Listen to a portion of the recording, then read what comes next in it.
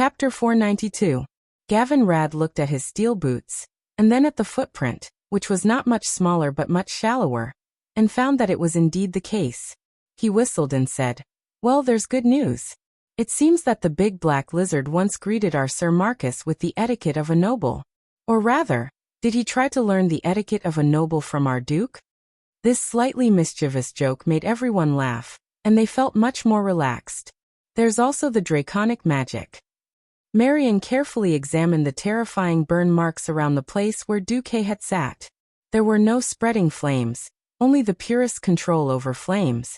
Deathwing's control over the power of destruction could be said to be at the peak. This discovery caused everyone to suck in a breath of cold air. Their hearts turned cold. What does he want Lord Marcus to do? Ronan mumbled. Marion rubbed the place where Duque had sat, and pointed at a mark. There's clearly a line of words here, written with magic. However, that line of words was erased by the power of flames. Sasha's pupils suddenly constricted. Perhaps it was this line of words left by Duque that angered Deathwing a little. So he used draconic magic to demonstrate his might. However, Sasha immediately discovered more important clues. It was a white mark that looked like it had been made by a fingernail. She did not know how Duque had done it, but when she focused on the white mark, it had been magnified by at least 3 times. And there were 2 lines of words clearly written on it. "I'm safe. Deathwing wants me to save Alexstrasza. At least we're in agreement on this. I need your power, but please keep your distance from me for at least an hour. Deathwing is likely to be near me." This was supposed to be the end, but Sasha suddenly discovered that there was another line of words carved with the power of wind, even shallower and smaller. Apart from her, it was impossible for anyone who had not been strengthened by the storm altar to see it. The first line was, "You asked Ronan to privately inform his mentor that the key to breaking out of this predicament lies with that person." After seeing the second line, Sasha was even more shocked. Sasha took a deep breath and finally controlled her emotions. "Everyone, look at this. I'm not sure if your eyes can see it." After Ronan provided a magnifying glass, everyone finally saw Duque's message. What should we do? Of course, follow them. Back to Duque's side. Duque was having a headache. Only those who had interacted with him knew that Deathwing was a brilliant, yet clumsy director. Brilliant referred to his schemes when he was in his right mind. Without the system, Duque would have been brainwashed by the amulet he had given him. What made Duque tremble the most was that he had to continue acting. Otherwise, if Deathwing flipped the table, Duque definitely wouldn't be able to handle it. Clumsy referred to the choices he made when his mental illness was acting up. Deathwing actually thought that he walked too slowly and found a vehicle for him. The first thing he saw was a huge oval object that looked like a rugby ball. The entire ball was made of all kinds of terrible leather. Duque really didn't dare to compliment the craftsmanship. He couldn't guarantee that it would leak at any time. Next was the steam engine at the tail of the oval that was emitting smoke. It was obviously a propeller. That's right. What appeared in front of Duque was an inferior version of the Zeppelin airship, the Goblin death-seeking airship. Azeroth was a magical world. There were mainstream swords and magic, as well as non-mainstream mechanical civilizations. At this point in time, a crude steam engine was already considered a high-end technology. Even though the airship had a clear tribal emblem on it, Duque knew that this was a gift from Deathwing. Goblins. Their moral integrity was equivalent to money. As long as they could afford it or the price they wanted, they would definitely sell their moral integrity for money. Therefore, these goblins who worked for the tribe on the surface were actually the underlings of Deathwing's underlings. Just as Best Actor Do was pretending to hide, a familiar voice sounded in his head. "Don't be afraid. They're loyal to me. The Goblin airship will save you a lot of time. You and I both want the Red Dragon Queen to rescue us as soon as possible, don't we? Why doesn't His Majesty Deathwing send me there directly? Why don't you just tell me the spatial coordinates?" Duque asked. "I'm trying to avoid unnecessary fighting. Also, there's a very strong mysterious force under Grim Battle that prevents all spatial teleportation." Duque muttered. "You make it sound like the 2 red dragons you slaughtered last night were just bison on the hillside." "Well, I'd rather use all my magic to use flash than take the Goblin airship," Duque said firmly. Go on, the goblin airship is very safe. Duque suddenly realized that Deathwing had used a command format when he said this. In the system prompt, it clearly said, Deathwing is using a coercive mental command to force you to obey. Duque's head hurt. If he wanted to continue his path as a movie king, then he had to obey. Otherwise, he'd be exposed. The curve of Duque's face softened a little, and his eyes fell into a temporary emptiness. His voice was close to a whisper. Well, taking the airship is indeed much faster. In the end, Duque still boarded the pirate ship. Yes, his left hand held the casting tool, Light Feather, which was specially used by mages to jump off buildings. Then he silently recited the incantation for Ice Barrier, again and again in his heart. Although the goblins were unreliable, Duque was still a little glad. Looking at the rugged mountain ridges that had long turned into the forest below him, Duque realized that if he wanted to avoid the west side of the stronghold where the 100,000 tribes camped, it would probably take him a whole week instead of 2 days. Taking shortcuts was not always a good thing. For example, the behavior of the goblin airship made Duque's nerves unable to relax for even a moment. During the flight, there were all kinds of accidents. Often, after the previous air maintenance, they had to deal with the emergency that had just appeared. Bang! A loud noise made Duque jump up in fright. This time, it was the main steam tank that was leaking. This airship was powered by both water and oil. If one part was working normally, then the other part must be paralyzed. Every moment was no exception. Of course, he didn't know if there was a problem with the similarity in this world, or if he hit the 21% mark. Only then did Duque realize that the name of this airship was actually Rolls-Royce Screw. Chapter 493. There was no navigator, no anemometer, everything was judged by sight. And these two damned goblins had the guts to drive the airship into the clouds without hesitation. There were a few times when Duque saw cliffs suddenly appear on the side of the airship, but it was Duque who rushed up to steer the airship to prevent it from being destroyed and killed. At that moment, the two stupid goblins were still trying to fix the hole in the balloon. Duque, who could not take it anymore, had already prepared for the worst. He directly gave the control of activating the ice barrier to the system elf, because he could not guarantee that he would have the concentration and reflexes to open the ice barrier at the critical moment to save his life. If the secret of his resurrection was discovered by Deathwing, then he would be in deep trouble. As expected, the two goblins were busy repairing the structure. These two fellows with boundless hearts even dozed off from time to time, completely ignoring the dangers that were just inches away from them, such as a sudden air leak, a sudden descent from a high altitude, or the possibility of a mountain being installed and so on. Just like that, Duque endured an entire day, and then a sleepless night. For the whole day, Duque almost did not eat or drink anything, because he would vomit if he drank, and he would vomit even more if he ate. Duque almost suspected that Deathwing deliberately made him suffer, so that his will would be weakened, and the hypnosis would be completed as soon as possible. But the next morning, Duque changed his mind.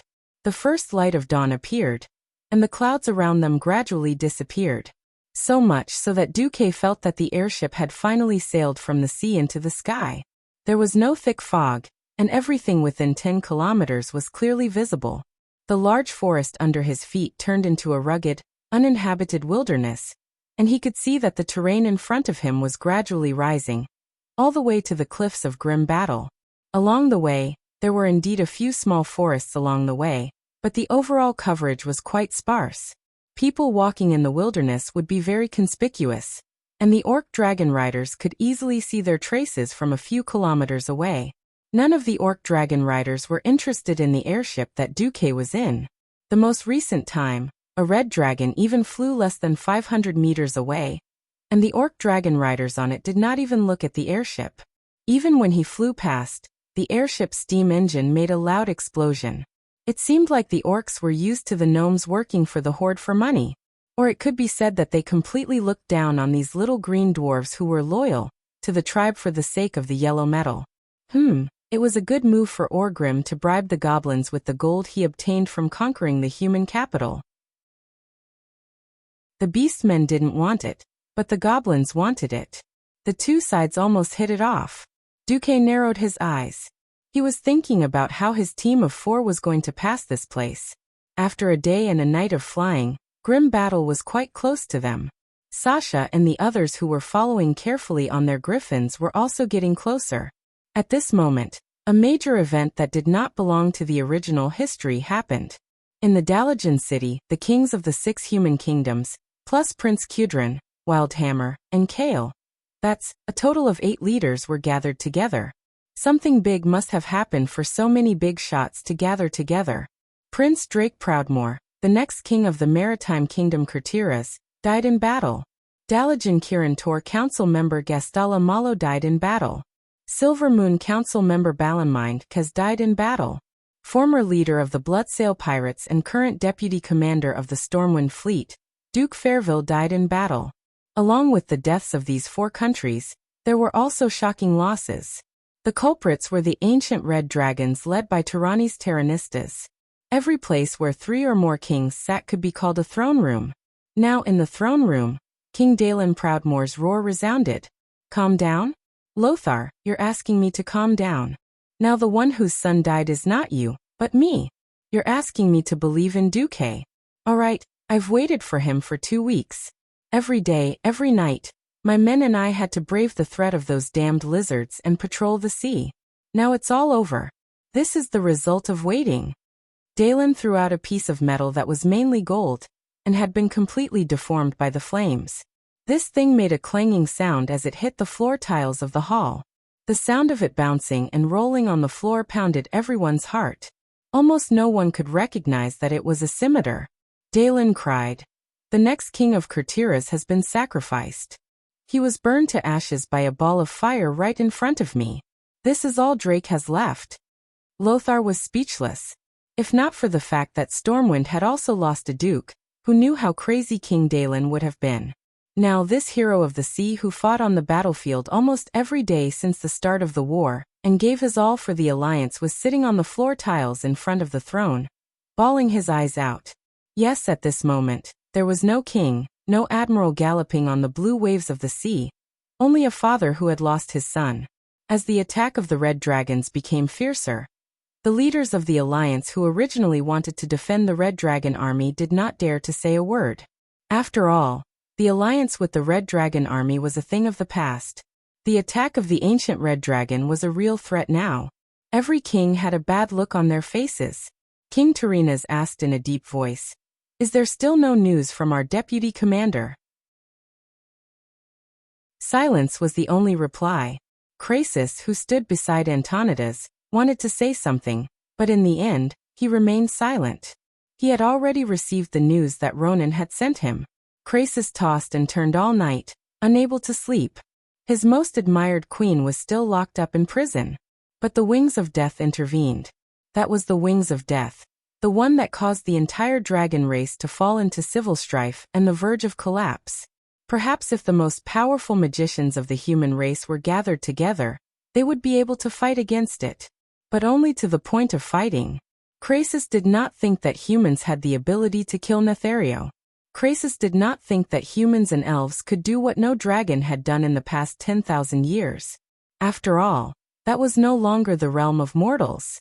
So Crassus chose to remain silent. His mind was filled with the things that happen these days. The news from Duque Ronan made him understand that Duque had reached the pinnacle of mortals. Now it was up to him to find help against the wings of death. But these days he had hit a wall for the second time. When Crassus came back to his senses, the discussion of the kings in the hall seemed to have come to a conclusion. Then it's decided. We will send a large assault team to save the Red Dragon Queen, or kill her, Tyrannis announced. Chapter 494. The roars in the throne room were still echoing in his ears. I object. Marcus is already on his way to save Alexstrasza. We should always trust our deputy commander, King Lang retorted angrily like an injured lion. I've always trusted him. I gave him 2 whole weeks. But when my son died in battle, he still hadn't gotten rid of those damned red lizards. Dalen retorted mercilessly. The eyes of the Lion of the Sea, who had just lost his crown prince, were horribly bloodshot. Lang was speechless. If it were him, he would also go crazy if anything happened to William. Dalen continued to roar, and the scorching sound waves echoed in the hall. Look at what he's done in the past 14 days. Hundreds and thousands of soldiers at the front line die in the flames every day, but he's spent 14 days on a path that could have been reached by griffins or teleportation portals. There's no progress report, no regular communication, and we don't even know if he's alive or not. How do you expect me and the kings in the throne room to continue trusting him? But our deputy commander, whose curse with death is sacrificing the Alliance's trust in him, King Xian said, hitting the nail on the head. This made Lang's heart skip a beat. Since the start of the war, which country hasn't sacrificed anything? War is bound to be accompanied by sacrifices. Antonidas tried to persuade Lang to give up on Duque. Lang's body trembled. To him and Stormwind, he and Lothar were destined to grow old, and they would have to hand over the country to William, Bolvar, and Duque in the future. And Duque was definitely Stormwind's hope of reviving the country. Be it emotionally or rationally, he did not want to believe that Duque would fail and fall. Anduin could not stand it anymore. At least wait for the last communication. He promised to send a magical message every 3 days. Tyrrhena's replied in a businesslike manner, "Sure, but I hope that you will put the Alliance first and allow us to form a large assault force." If there's no news of the deputy commander, Anduin Lothar gritted his teeth. I agree. Things were not over yet. Next up, since Deputy Commander-in-Chief Duke Marcus is unable to carry out his duties, I propose that the Alliance appoint another Deputy Commander-in-Chief, coordinating the actions of the various nations.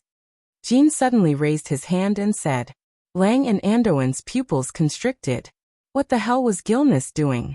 Or could it be that the old bastard Xian had already formed some sort of secret alliance with Tyrrhena's?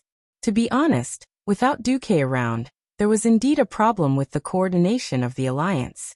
As Anduin's assistant, Tyrrhen temporarily took over Duque's work, but the results were not ideal.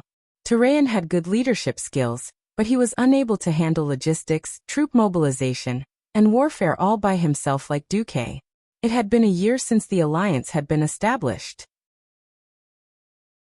This was no longer the situation where all the kingdoms refused to submit to each other, and needed to find a neutral party to take the blame.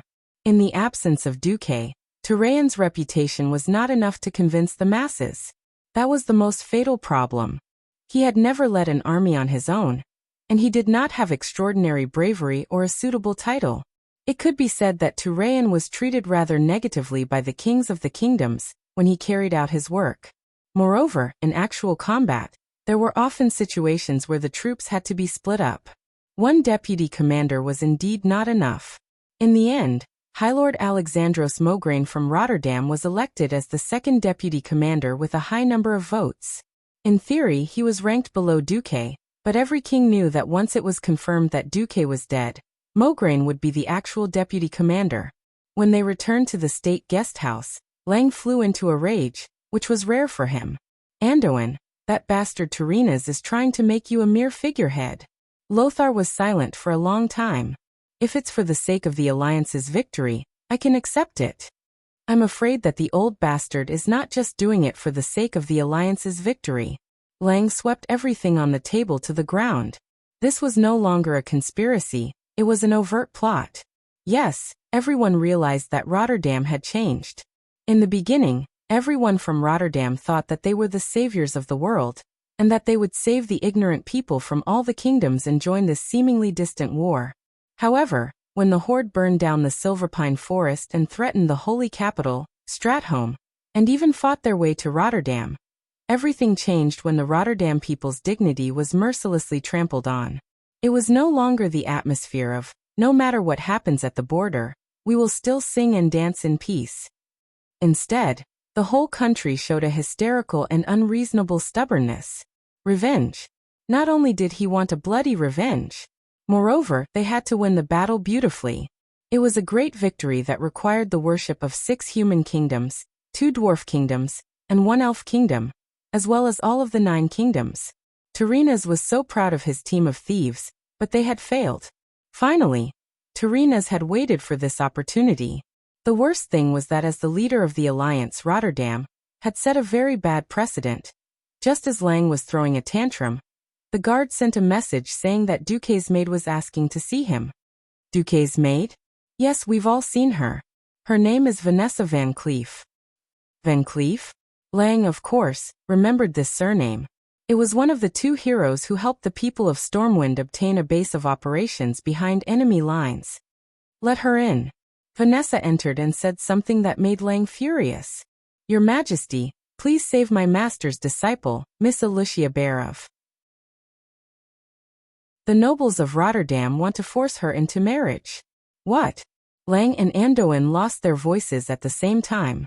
Almost everyone in the alliance knew about the relationship between Duque and Alicia. Alicia, who had become Duque's right-hand man, appeared on many occasions as Duque's spokesperson. For example, she represented Duque at Kuel Salas's diplomatic banquets. No one in Stormwind would have thought that Rotterdam would make a move on Alicia after losing contact with Duque. From Vanessa's angry narration, Lang and Andoin understood the whole story. In the end, it was just one sentence. Tyrrhena's had his eyes on the land of Alterac. Rotterdam was hurt. The nobles of Rotterdam not only desired glory and blood for revenge, they also desired real benefits. The bloodline of King Eden had been severed. Eden himself had betrayed the alliance and humanity, and would eventually be nailed to the pillar of shame. The last obstacle to controlling Alterac was Duke Barov. There was news that the Duke's two sons had joined the Horde, but this news was not confirmed. Chapter 495. But now, all of Alterac's soldiers were fighting for the Alliance in order to wash away this humiliation. At this time, a rubbish baron from a small family that was not ranked in Rotterdam proposed to the Barov family, hoping to marry Alicia. I am a descendant of the noble Earthy, the Pavan family of East Tirisful. Our Baron Bas Pavan sincerely proposed to Alicia for 1,000 gold coins. If the Barov family desires the protection of Rotterdam, then a marriage alliance with our family is your best and only choice. Vanessa angrily mimicked the tone of the messenger. The pitifully small betrothal gift and the arrogant words made it seem as if he, a mere baron, was condescending to marry Alicia. Ryan was already infuriated by Vanessa's retelling of the story. How dare the people of Rotterdam do this? Andoin roared, his long hair fluttering due to his intense movements like a lion's mane. Alicia is not only Duque's woman, she is also my earl. A rubbish viscount dares to do this. Lang was the one who agreed to confer the title on Alicia. Although it was a frontline conferment, there was an official conferment process, and it was announced to all the countries in the alliance. No wonder Lang slammed the table on the spot. That bastard dares. Miss Alicia clearly objected, but Duke Barov was silent for a long time, and did not object or accept, only saying that he would consider it. That's right, Alicia did not belong to Alterac in theory, but as long as the blood of the Barov family flowed in her body, she could not completely escape the shackles of the Barov family. The people of Rotterdam knew this, and found a loophole to propose to Duke Barov directly, instead of going through the Stormwind. The flames of anger ignited in the hearts of the king and the minister, and along with the strong beating of their hearts, it poured into the main arteries and into every corner of their bodies. It was rare for the guards to realize that their two bosses were angry. It was the kind of thunderous rage that was ignited. If this is a test by Tyrrhena's. Lang raised his fist. Then let's go tell him our answer together. Andoin's fist collided with Lang's. At this moment, a guard suddenly rushed in. Your Majesty, this is an emergency. Near South Shore, General Windsor led his private legion to attack the camp of the Rotterdam people. What? Lang was shocked. And Bolvar and Tom? Asked Anduin. Duke Verdragon is at the wall of Saladin. General Seamus went to inspect the Jasper mine. Lang and his childhood friend looked at each other, and immediately understood that they had to go together to suppress the situation. In fact, when Vanessa came to the Dalajan to meet King Lang, Duque's men were in an uproar. Because it was a secret operation, Duque did not take most of his men with him. After hearing the news, Makarov and Duke's cavalier Captain Kasser immediately led their men to seek justice. What was the concept of 100 knights? A weaker duke could not even afford to keep 100 knights. One could imagine how shocking it was when 100 fully armed Highland knights went to the camp of the Rotterdam nobles. Because of the recent attack by the Red Dragon, the camps of the various countries were almost all set up together. This was to gather a limited number of ballistae, archers, and mages to better deal with the Wyvern. Also because it was located at the rear, the camps of the various countries were separated by the simplest wooden fences. In fact, before the knights reached the camp of the Rotterdam nobles, the people of Rotterdam had already discovered them. After all, they were too big a target. The soldiers guarding the camp looked over in confusion, then froze for a moment, and their faces darkened. The soldiers of Rotterdam who were doing their own things in the camp were also stunned. "Go back, you Stormwind people, this is not your turf." The guard yelled angrily. Before he could finish his words, Cass had already rushed forward and immediately shouted, "Get the paven out first." Without needing to say anything, the knights next to him threw a few grappling hooks over. There was no need for the people of Rotterdam to open the gate.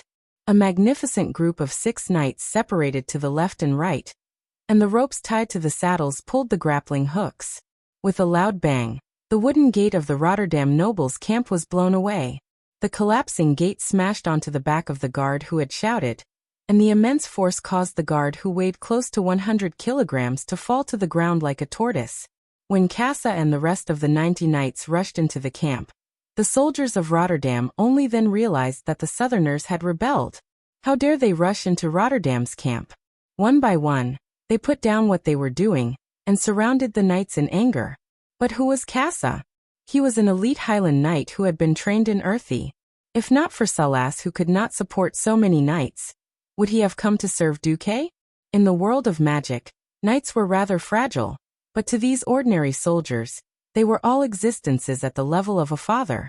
With a sudden thrust of his lance, he stabbed a soldier of Rotterdam who tried to stop him, causing him to vomit blood. Why did he vomit blood and not stab him to death? Because Cassa did not completely lose his mind. He and his men were all using blunt wooden lances that were used for practice. However, the huge impact hit the guy's iron armor, causing him to vomit blood and fly backward. He fell to the ground and could not get up for a long time. The people of Rotterdam were stunned. Without stopping at all, the 100 cavalrymen were like one person, charging straight towards the tent with the banner of the Paven family. A knight pulled out his blunt sword and slashed the shoulder of a Rotterdam man who tried to stop him. There was also a knight holding a shield and slamming it with it. Of course, Cassa was the best at fighting. When he reached the place, he immediately grabbed the person in question. He grabbed the bastard who dreamed of being a baron and the daughter of a duke, and greeted him with punches. Originally, Cassa was tall and strong. With his iron gauntlets on his fists, he felt that the guy was going further and further down the road of ugliness with every punch. The knights were really angry. They picked up the things beside them and smashed them on the heads of the Paven family people. How many soldiers could there be in a small family with only one baron and 2 viscounts? Except for the 2 knights and more than 20 professional spearmen, they were all farmers. After Cassa knocked the baron named Bust to the ground, he continued to kick him. "Go to hell. Bastard, you want to marry our countess for 1,000 gold coins? A dog wants to eat dragon meat? You dare to snatch our duke's woman? Since you've gone crazy thinking about women, I'll tell you what the cruel reality is."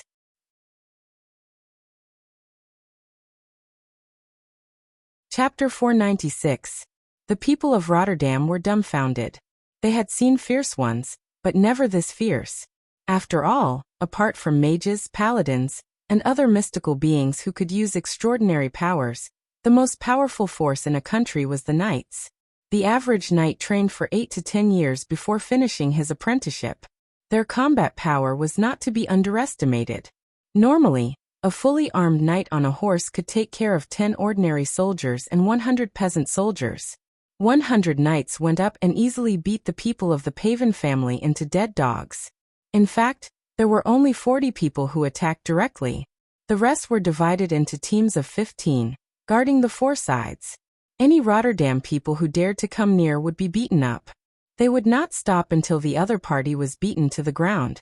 If this was Tarina's army camp, or the army camp of a lord like Mograine, it would be impossible for him to survive. Perhaps the Rotterdam people had already fought back. Unfortunately, this was a noble barracks. They came from different families, and they were competitors. After discovering that the Stormwind people were only targeting the Paven family, a group of nobles also joined in the fun and reported to their superiors. Duke Charmas was the trusted aide of King Tarina's, and he knew about this test. Almost as soon as he received the news, his stomach hurt.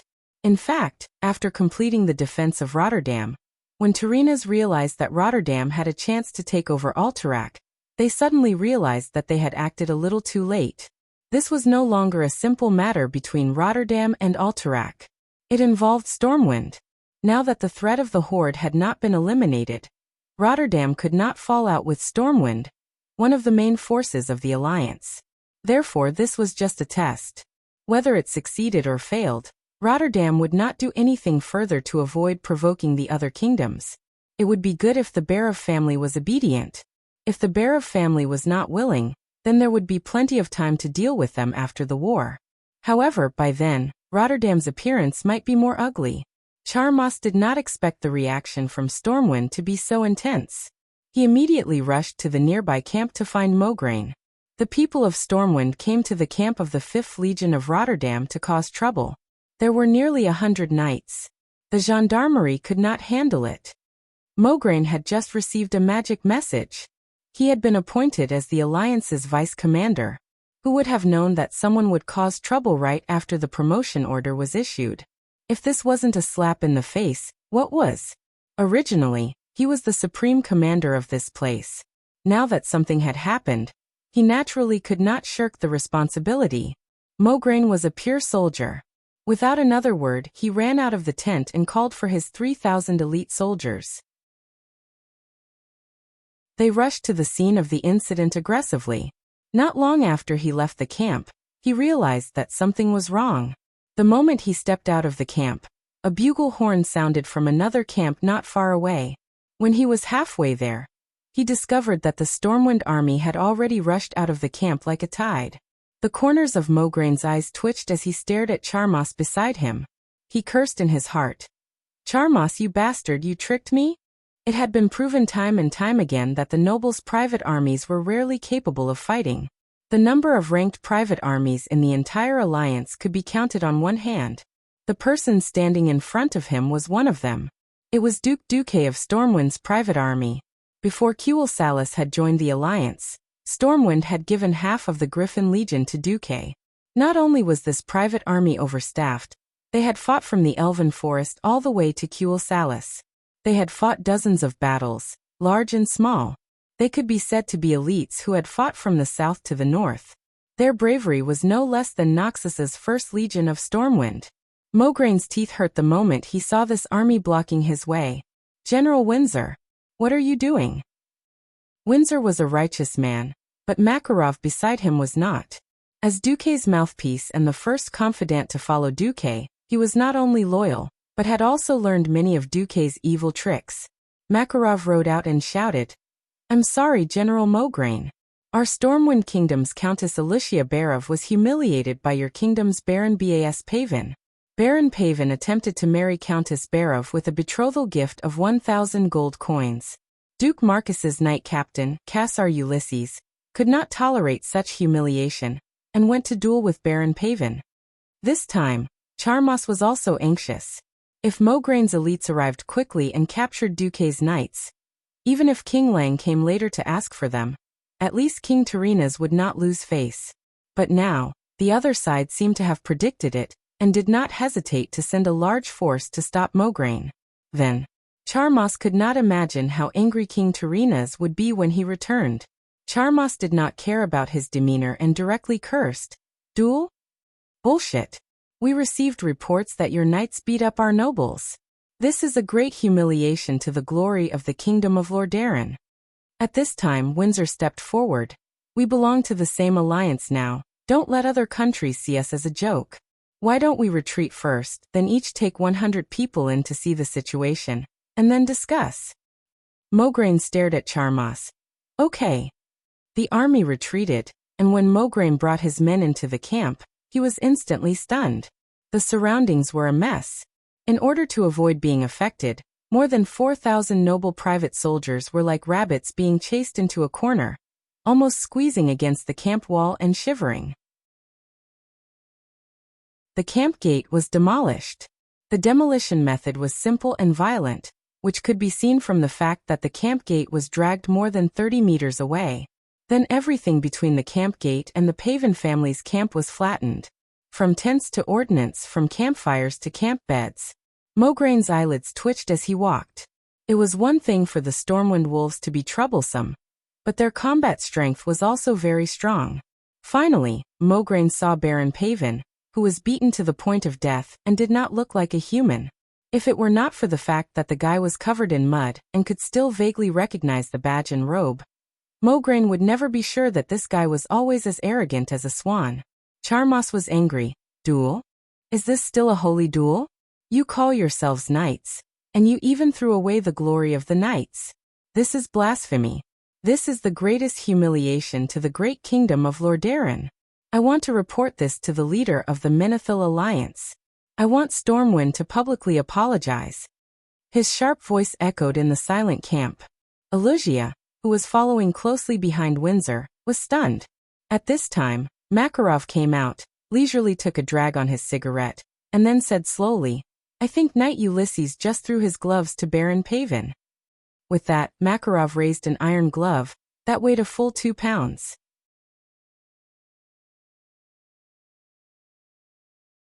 Chapter 497. You call this a fucking glove? Even a lighter rapier is not as heavy as this thing. A glove is a glove, and a gauntlet is still a gauntlet. Look at you, it's actually a one-piece, with alloy plates attached to the places where the fingers can move. It stands to reason that this is definitely a gauntlet, but because it contains fabric, it's not impossible to call it a glove. Anyway, seeing Cassar's glove, Duke Charmos almost spat out a mouthful of blood. He trembled and scolded angrily. You're quibbling. First, a glove is not like this. Second, how do you explain Baron Paven's face full of scars? Cassar has really been led astray by Duque. As the captain of Duque's knights, from the moment he took the oath, his future was tied to Duque's. He strictly remembered Duque's instructions before he left, and activated his acting mode that barely reached the Oscar level. First, I swear in the name of my master, Duke Marcus, that this is definitely a glove. Second, I just threw the glove on Baron Paven's face. Here, just like this. In front of Duke Charmos, in front of Mograine, the newly promoted deputy commander of the Alliance, and in front of Wuxia, the biggest victim of the incident, the bastard Cassar once again threw the gauntlet that he had taken off a long time ago onto the face of the Baron who had already fainted. Pa! There was a loud sound, and the scene was painful. What was the difference between this and being hit in the face with half a brick? Baron Bas Paven walked further and further down the road of unrecognizable disfigurement. Bastard! Duke Charmos scolded. You! Mograine could not continue even half a word. Ah! Wuxia covered her mouth in surprise, looking at the legendary tragic object that could become her man. Cassar, who was obviously a handsome man, continued to play dumb. But Baron Paven ignored my request for a duel. Is he still a man? As a noble? I am a baron, and he is a baron. How could he refuse me so cowardly? How dare such a despicable, cowardly, good-for-nothing man call himself a noble of Rotterdam? After saying that, Cassar picked up the gauntlet that weighed 2 kilograms and threw it at the unconscious Bas Paven in front of Charmos and Mograine. That's why he challenged Baron Paven to a duel again and again. Pooh! The people of Stormwind were not the only ones who burst into laughter. Even the people of the Rotterdam Kingdom could not help but burst out laughing. Aren't you a little too fake? Asking for a duel again and again? Are you sure you're not venting your anger? The originally smart, capable, and handsome knight captain now wore a retarded expression as he recited the lines left by Duque, and beat up the bastard Baron in front of everyone. There was no need to mention how much the Tempest man had vented his anger. Still covering her mouth, Wuxia's eyes were already blurred by tears. She knew. She knew that everything was left behind by Duque. Without Duque's instructions, Cassar, who had always been strict with the spirit of chivalry, would never do such a thing. Makarov would never bring people out to cause trouble. There was no way Windsor would mobilize his 10,000 private soldiers to confront Mograine, the most famous general in the alliance. Even if Duque was temporarily absent, Duque still took care of her and the Berov family behind her. Last year, when Duque came to the Berov family for food, he promised that if the Berov family was in trouble, he would protect them. Today, the attitude of Stormwind was unknown, but it was clear that Duque was fulfilling his promise. There were many men who were willing to make promises, but there were very few who were willing to take huge risks and still fulfill their promises. If the condition of going against the most powerful human kingdom in the world was added to the condition, it would be even less than 1 in a million. But Duque did it. Originally, Alicia was already in despair. King Eden courted death and destroyed the entire kingdom. Without a kingdom, all the nobles were like castles on the beach. They looked magnificent, but when the waves came, they would collapse. 2 disappointing younger brothers first betrayed the alliance and then disappeared. Who knew how the Berov family would be dealt with after the war? Think about it, even General Haas, who did not participate in the rebellion, led his soldiers to become cannon fodder. The once incomparably noble Berov family was now just an empty shell, mercilessly squeezed out of money and resources. In the past, those who dared to propose were either dukes, or at least the first in line to the Grand Duke's throne. Now, a Lordaeron baron dared to come and defecate with his nose in the air, as if marrying him was beneath him. Her best friend in Lordaeron secretly wrote a letter to her, asking her to accept this humiliating marriage. Give up. You are no longer that high and mighty Grand Duke's daughter. Alterac has not yet fallen, but it's not far from it. A fallen king will not have a good ending, and a fallen noble will not have a good ending either. In history, many men who participated in the rebellion were hanged, and many daughters who were implicated became the victor's playthings, dying with hatred. To be honest, on the day of Alterac's incident, Alicia had a premonition that this would happen. However, at that time, Duque was there to support her heart, opening his broad chest to become her, and even the entire Berov family's safe harbor. Even if her parents did not think that Duque would protect them until the end, she was still willing to believe in Duque's promise. The day Duque was exposed to the curse of death in Lordaeron was the fuse that nearly caused Alicia's heart to collapse. From that day onwards, Alicia had truly given up hope. However, at this moment, she was shocked to find that her daily prayers seemed to have been answered by the gods. Yes, Duque was still magical. He was still the creator of miracles. Even if he was not here for the time being, he was still firmly in control of the situation. If that was the case, what was there to worry about? I was so stupid. I should have believed in him until the very end. Even if everyone thought that Duque would die from the curse, I should not have given up this hope. Alicia suddenly raised her head. Everyone could see her teary eyes, and everyone could see the renewed determination in her eyes. She smiled brightly. Then Casa smiled, Makarov smiled, and even the righteous Reginald Windsor smiled. Not only them, but everyone in Stormwind smiled knowingly. Yes, Duque might really die. Duque's will would be passed on, even if there were only them left on this path. But if anyone wants to bully our people, have they asked for our permission? Have they asked if our fists are fierce? Have they asked if our swords are sharp? If anyone is shameless, we will slap their face. If anyone dares to stretch out their claws, we will cut off their claws. Duque, you are with us. We are with you.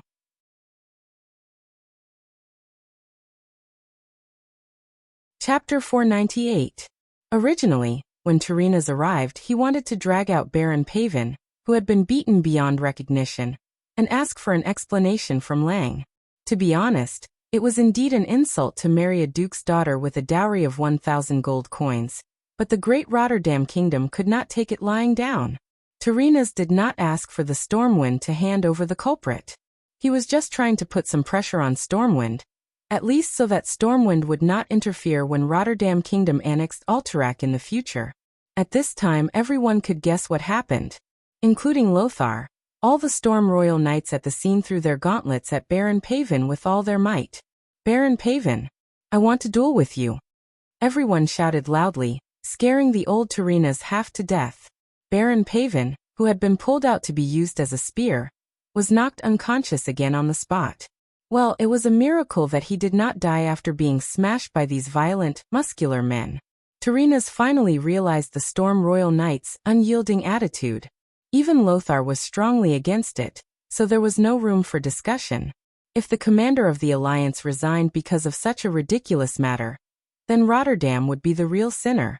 Baron was almost the smallest noble. Below them was the knight, who was more symbolic than substantive. Knights were considered quasi-nobles, higher than commoners but lower than nobles. So for this day, Duque made almost all the nobles nobles. Originally, he had pushed this guy out to test the waters. In the end, of course, this matter was left unsettled. However, in the upcoming war, there would definitely be some friction between Rotterdam and Storm Royal. In fact, all the other kingdoms had begun to be wary of Rotterdam. When the news was sent to Duque through magic, Duque was at the edge of the cliff of grim battle, and stopped at the entrance of the cave. It was not because the cave could not lead to the Red Dragon Queen, but because the power of the wind told him that there were more than 3 young red dragons resting in the middle of the road. Unless the dragons were in hibernation, ordinary humans would not be able to hide from their senses. Stealth was useless. Since he couldn't enter, he could only stay where he was. When the message arrived, the system notified Duque almost immediately. Warning! Warning! Magic communication encryption level lowered. Suspect communication is being eavesdropped. Duque's pupils suddenly shrank. His worst fears had come true, a magic transmission leak. Needless to say, it must be the doing of the Black Dragon King hiding in the dark. At the end of the day, magic communication was still a type of magic. In this world, the true ancestors of magic were the dragons. The Blue Dragon King, Malygos, was responsible for guarding the secrets of magic, but that was only for outsiders. In fact, all true dragons were good at magic. Needless to say, Nesario, who was originally one of the 5 dragon aspects. This was the most important reason why Duque refused to communicate with them at all times. Wings of Death didn't isolate Duque's external communications. He was only eavesdropping. Duque could still receive the complete message. However, this message still made Duque tremble. Lordaeron appointed Mograine as the deputy commander of the alliance and sought Alterac. They tried to send a noble to marry Miss Barov with a dowry of 1,000 gold coins, but they have been stopped by us and Commander Lothar. Duque's body suddenly trembled a little. Was it excitement, anger, or sadness? His heart thumping violently, Duque wanted to take a deep breath so that Nesario wouldn't notice his intense emotions, but he couldn't suppress it. Lordaeron, like in history, had made a move on Alterac.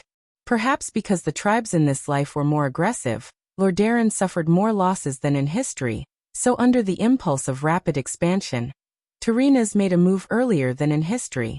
In history, the biggest symbol of the change from Lordaeron alliance to alliance was the destruction of Lordaeron. When Arthas came to the center and directly killed his father and destroyed Lordaeron, the surrounding countries had the chance to save the other cities of Lordaeron, but they all chose to watch from the sidelines, which gave Arthas the opportunity to destroy them one by one. Why? Could it be that the kings of Kuel Salis, Gilnis, Dalagen, and Stormguard were all blind? No, that's not it. That was because all the surrounding countries were king screwed over by Turinas. In the original history, after winning the second battle of the Dark Portal, the Alliance captured more than 100,000 orcs. The orcs were clearly invaders, slaughtering countless humans and burning countless cities. After winning the war, Turinas actually made a seemingly brainless suggestion. A real knight will not slaughter captives, so we can just imprison the orcs. Was Turinas really brainless? No. On the contrary, he was extremely shrewd. Shrewd to the point of being ruthless. On one hand, the mainstream values of chivalry at that time did not allow for this. On the other hand, Turinas' dream of Lordaeron becoming the new capital of the human empire through the Battle of the Dark Portal was shattered. No country was willing to follow Lordaeron, since everyone had to bear the losses and destruction brought about by the war. If I am not living well, then don't even think about living well. Apart from the Stormwind Kingdom, which had 1,000 things to do, almost every human kingdom was forced to imprison orcs. The famous Durnhold Castle, Lordaeron Mill Shelter, and Hammerfall Town were all orc prisons that Lordaeron, as the leader of the Alliance, forced the various countries to build. The economies of the various countries were already on the brink of collapse because of the war, and they were forced to carry this huge burden by Tyreenas, who pretended to be a saint. It would be strange if they were angry. The truth was, after hearing that Lordaeron had fallen, the leaders of the various countries clapped their hands in joy. In the end, they all ignored the fact that the Scourge army was made up of immortals, and were overwhelmed by the immortals who had the absolute advantage in numbers. So when Duque heard that the old bastard Tyreenas had finally made his move, Duque still felt a sense of anger. Is this the result I wanted? In order to preserve the vitality of the Alliance, I lived every day seriously after I transmigrated. Even after obtaining millions of dollars, I did not waste a single day. I spent all my time improving myself and the strength of the entire Alliance. I did not skimp on every major event. Every day, I repeatedly thought about how I could change the course of history, because I thought that even if I could not win every battle beautifully, at least I could bring more hope to the Alliance. But Tai, Roy, nah, see, how the hell did you treat me?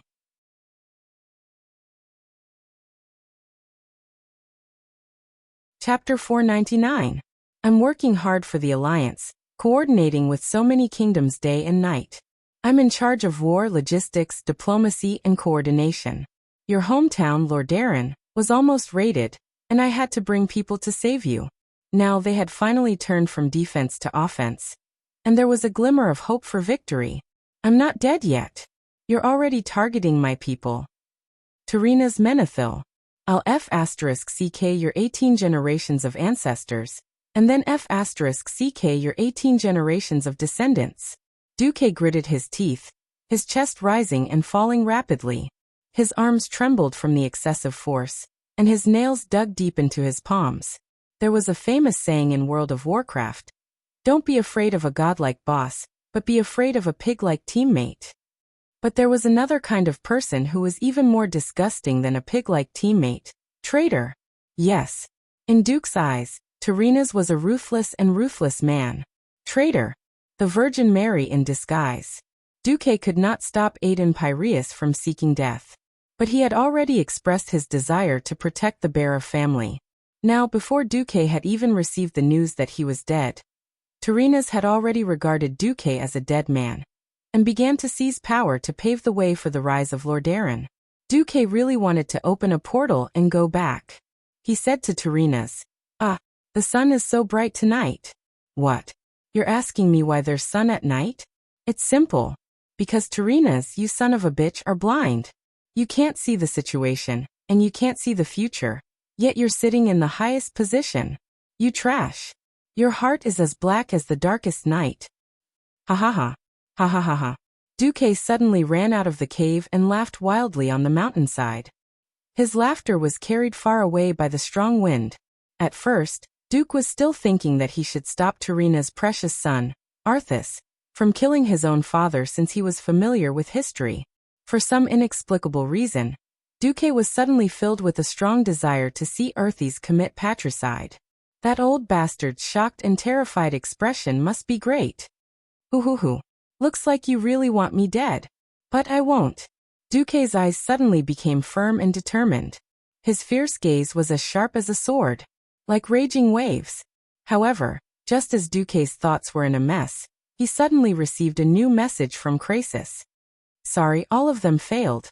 Duque was certain that Krasis, who was the most talented in magic among the dragons, had sensed Deathwing's eavesdropping.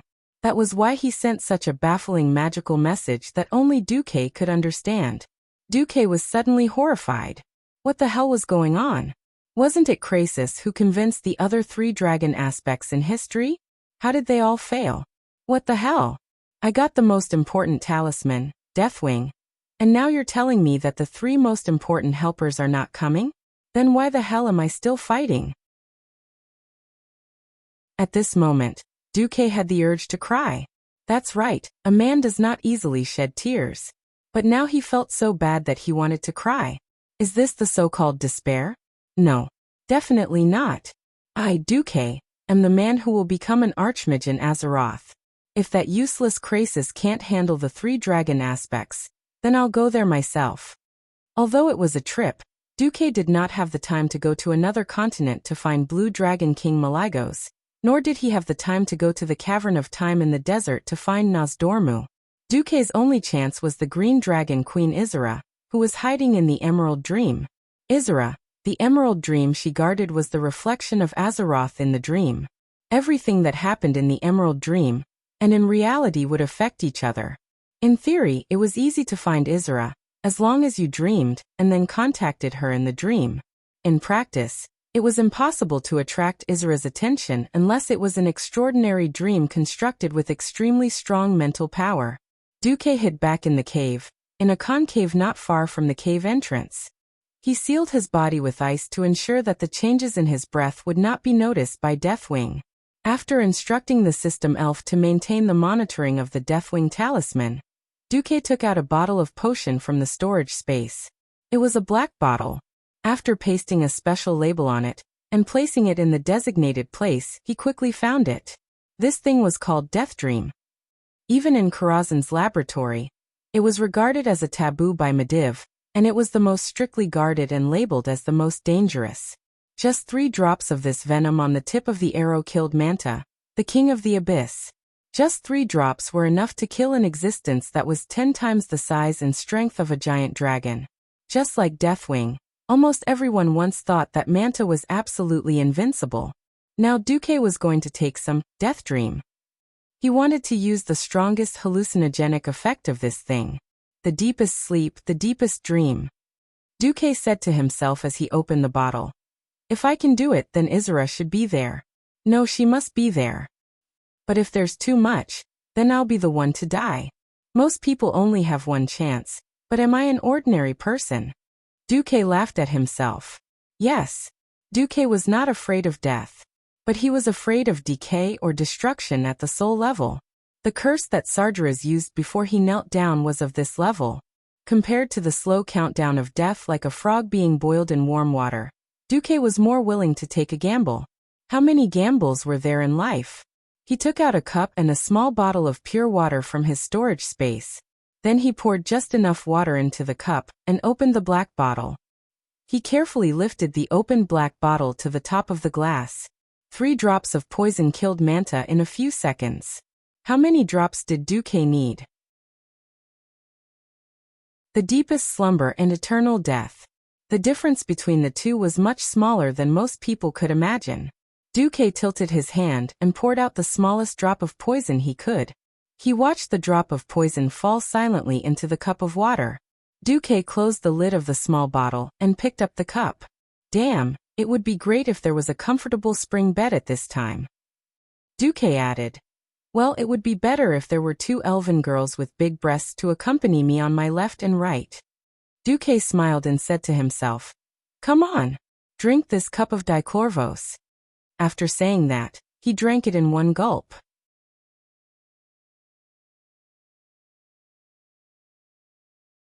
Chapter 500. The gale howled in the pale sky, and countless misty grayish-white drifted erratically in front of the towering grim battle fortress. The grayish-white that symbolized death filled every corner of his field of vision. It was like watching an old black-and-white movie. A familiar yet unfamiliar chill ran through his body. Duque shuddered and suddenly realized that this scene was really King familiar. He looked down at his translucent hands, and then at the translucent woman with white wings in front of him. Duque suddenly realized. CK. I'm dying. CK. How long has it been? I've almost forgotten this feeling. How long has it been since the last time I died and ran my corpse? The only good thing was that the system was still there.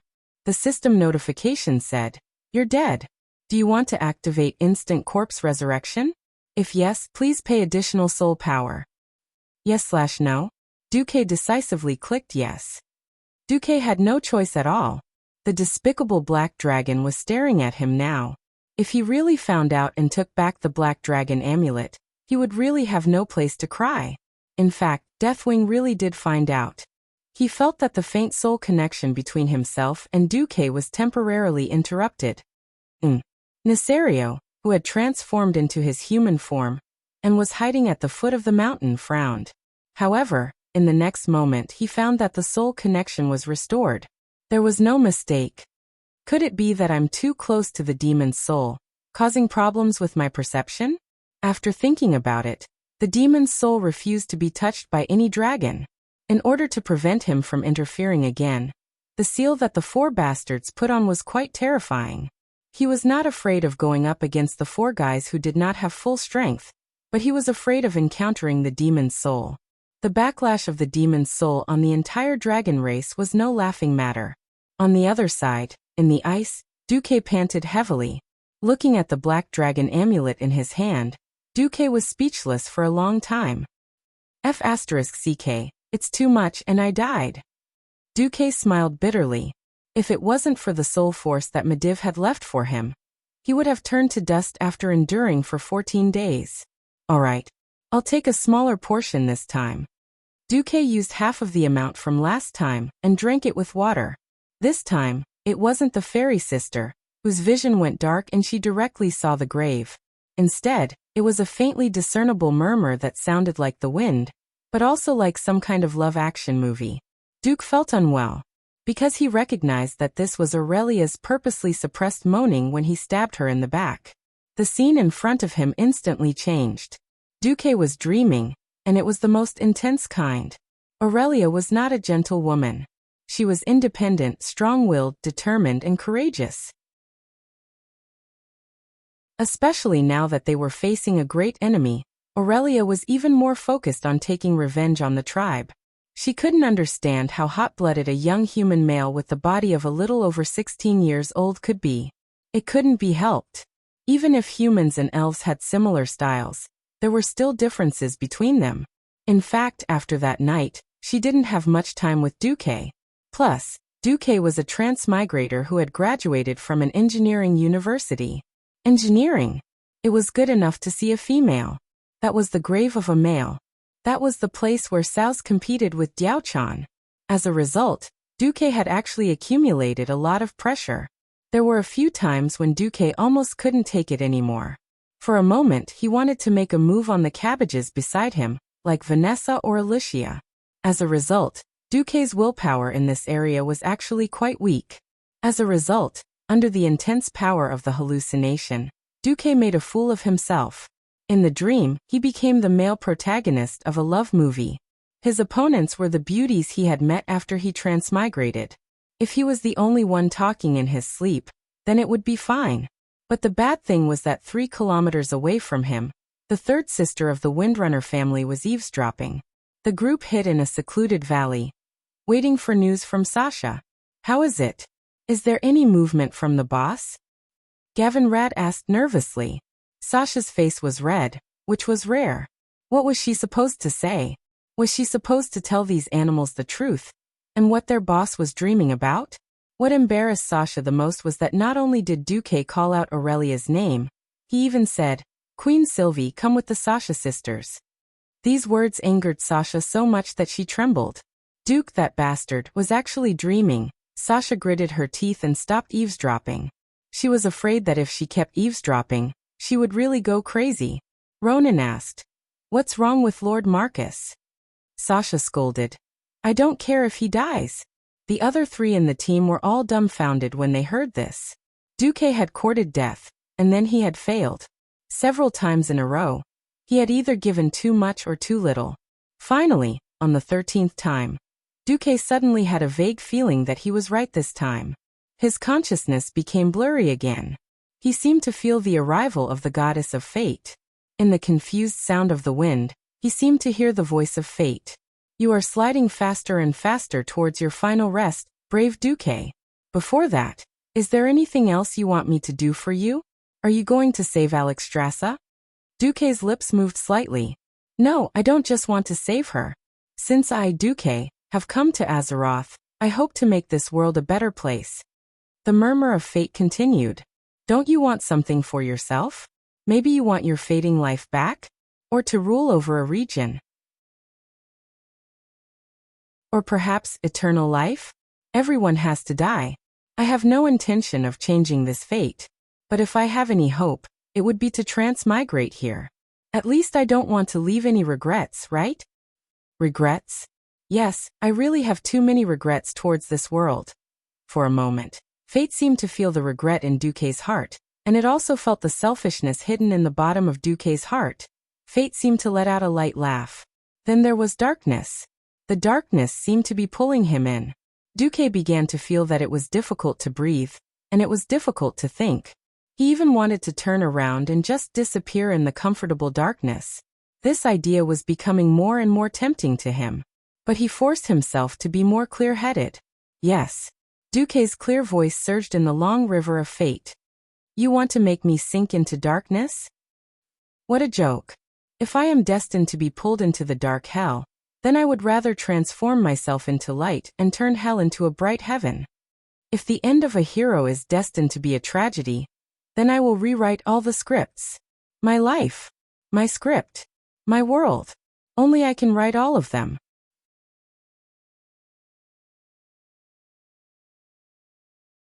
Chapter 501. Was it a cry? A roar? A roar at the end of his road? Or the voice of despair? Duque couldn't tell. He didn't want to tell. He wanted to vent. He wanted to change everything. Was a deviation of 21% enough? If it wasn't enough, I'll help you increase it to 100%, 200%, 1000%. Today I'll help you increase Nesario to Baldi, and tomorrow to Elated. F***ck. I don't believe it. Is power really everything? Is fate really unshakable? No. Never. Everyone has the right to dream. I've sacrificed so much. I've changed this world so much. Why am I not qualified to break fate and turn dreams into reality? In a domain that Duque couldn't see, with his soul as the center, a wave of strange ripples spread out. In the calm spiritual world, a gust of wind began to stir. It set off monstrous waves, and it stirred up every dream. Many images came rushing at him, but they weren't his dreams. They were other people's dreams. At this moment, Duque saw humans, elves, dwarves, and even orcs and goblins, as well as their wishes and requests. He endured the pain of their nightmares and tasted their sweet feelings. If Duque's previous memories could produce dreams with a capacity of 10 terabytes, then the dreams he was stirring now had a capacity of billions, trillions. There were clearly countless dreamscapes, but Duque's dream of destiny stood out from the countless dreamscapes, struggling to move forward, leaving all the other dreamscapes behind. Ah! This was a cry that transcended the mortal world. Ah! This was a cry that shook the dream world. Ah! This was a roar that shook the river of fate. Every time this voice seemed to reach its peak and could no longer go higher, it was as if a higher mountain would appear for it to surpass, for it to step on as proof that it had surpassed it. Countless dreams began to resonate with Duque's dream, emitting the strongest sound that could spread throughout the entire dream world. Suddenly, Duque felt himself being pulled up and pulled to a place full of light and color. Almost at the same time, his heavy breathing became smoother, and his frozen and sluggish thoughts became smoother. He didn't open his eyes, but he felt like he was immersed in a green, dazed world. In the flowing green space, another illusion appeared. Unlike the other chaotic images around it, it maintained its shape and continued to grow, completely overshadowing the tiny figure in the mage robe. That's right. Compared to the existence in front of him, Duque was incomparably small. An elegant giant dragon appeared. It seemed both real and illusory. She stretched out her wings as if she had just woken up.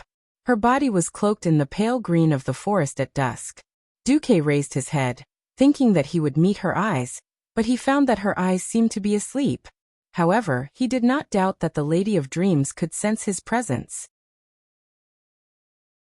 The corners of the green dragon's mouth curled up slightly, showing an extremely gentle curve for a dragon. You didn't hesitate to dream of death just to see me? It seems like you want to sacrifice yourself to change your fate? Fate is not as easy to change as you think. Besides, I won't let you make such a sacrifice, Duke Marcus. From the day you descended into this world and entered my domain, You have always been the person in my dream that I am most interested in. The most charming person in my dream. As a legendary dragon aspect who had guarded the Emerald Dream for countless years, what kind of dream had Izura not seen? Monotonous dreams, shallow dreams, which made Izura feel bored.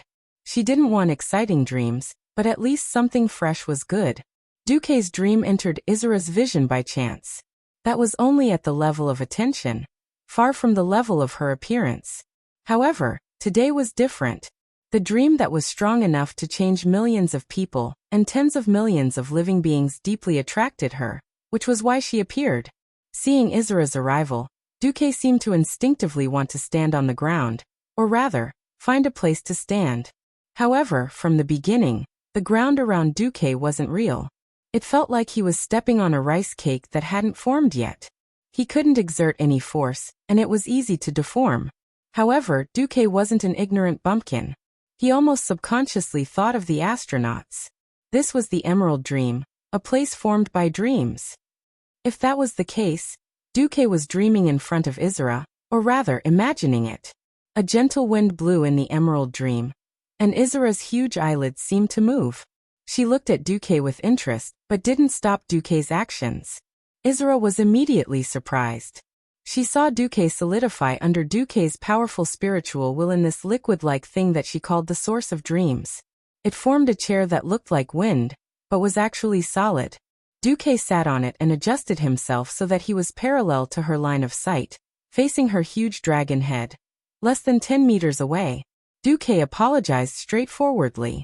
Sorry, I didn't mean to invade your territory, but not being able to touch the ground makes me feel guilty. It's okay, Duke. Thank you, Izura. Why did you suddenly come today? The expression on the green dragon's face should be a smile. But Duke sighed. He didn't have time to beat around the bush with Izura. For the Emerald Dream that mortals couldn't even imagine, the biggest characteristic of dreams was that they were unpredictable.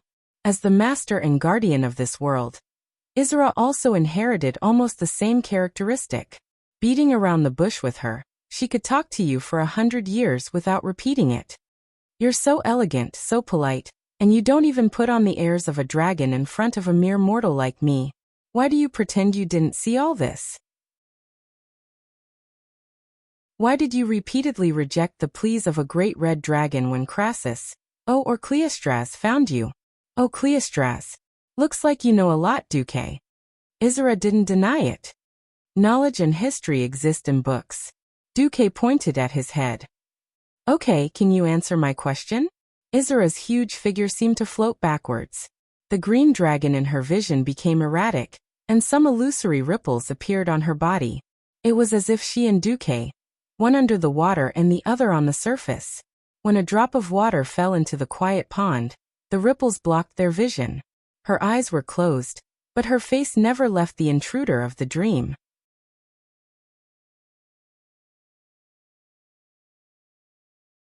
Chapter 502.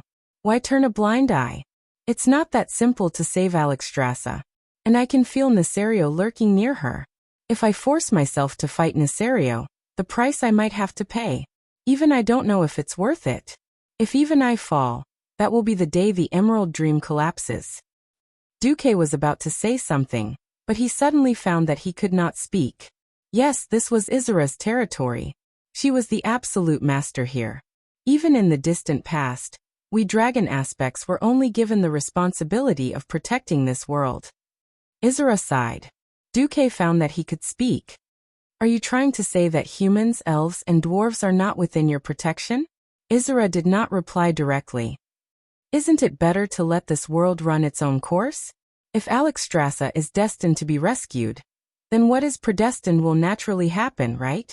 Her indifference, and the indifference of the three dragon aspects, made Duke extremely unhappy. Duke raised his head proudly. Although I'm sorry, I have to say that you're wrong. Fate has its own trajectory, but it will never remain the same. There is no predestined death, nor is there a predestined failure. If every existence were to hide and dream like you when faced with a choice, that would be a natural failure. Izura was silent. Or are you afraid of the wing of death, Neltharion himself? Izura retracted her wings. Don't mention him. The corners of Duque's mouth curved coldly, and he continued to interrogate. Why not? Answer me, great Isra?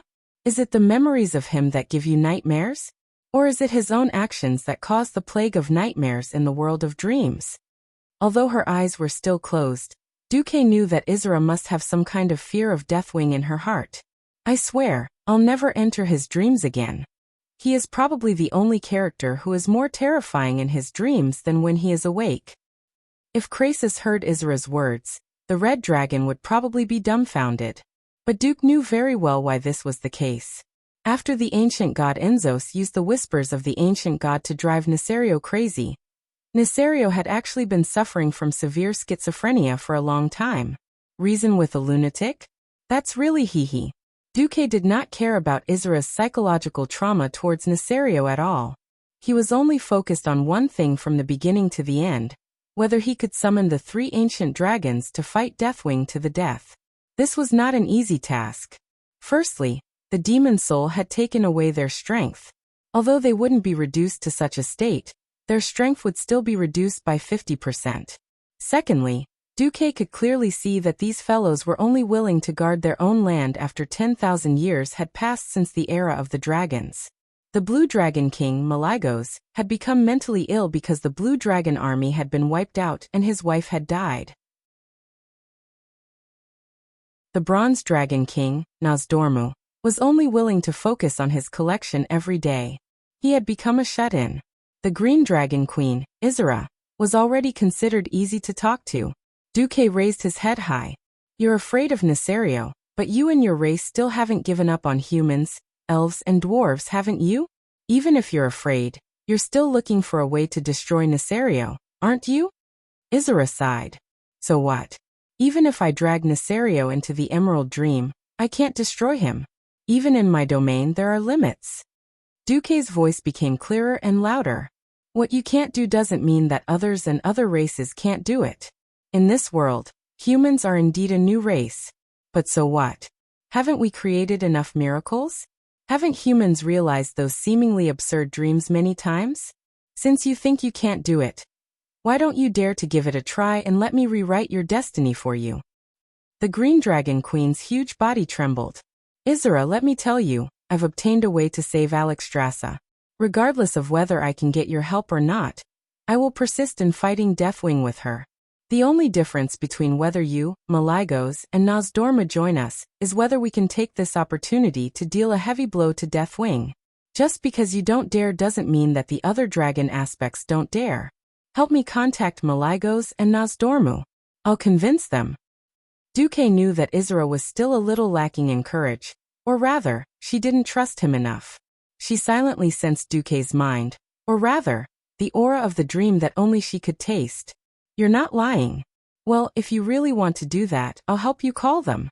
The Dragon of Dreams body swayed. Duque suddenly found that Isra had changed shape. Standing in front of him was a slender, fair-skinned woman.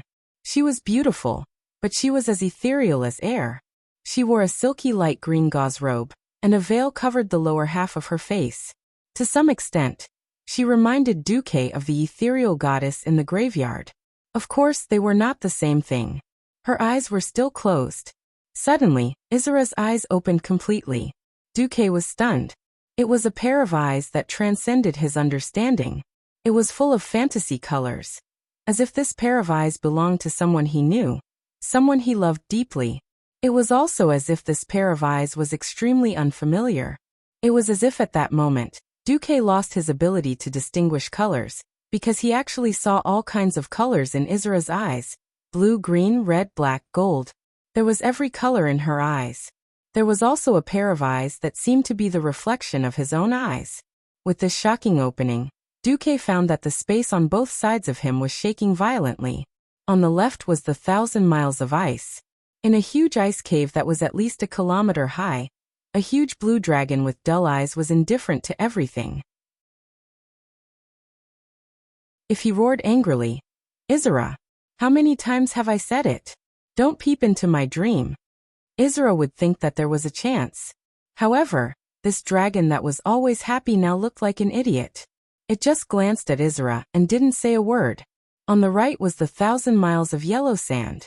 In a reddish-brown cave surrounded by golden quicksand and Tanaris, there were countless huge monsters that looked like statues. Suddenly, a sandstorm rolled up, and the yellow sand began to gather, gradually forming a recognizable shape. It was the shape of a dragon.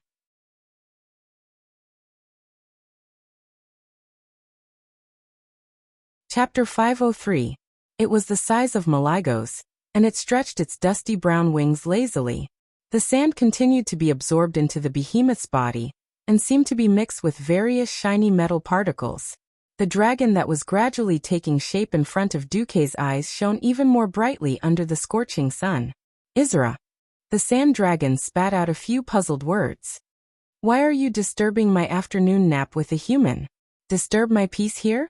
Give me a reason not to be angry. Not enough respect, not even a proper title. Duke ignored the Blue Dragon King and shouted at the Time King. Nosdormu, I know you can see the past and future of time and space. Well, since you're convinced that your time is eternal, and that Nasaria will die and become one of your favorite collections, I'm not going to let you live. Then let me ask you 2 questions. First, do you see yourself falling? Second, do you see my future? Puny human, what are you saying? The strange light in the pair of gem-like huge dragon eyes suddenly intensified. I am the incarnation of time. I am eternity.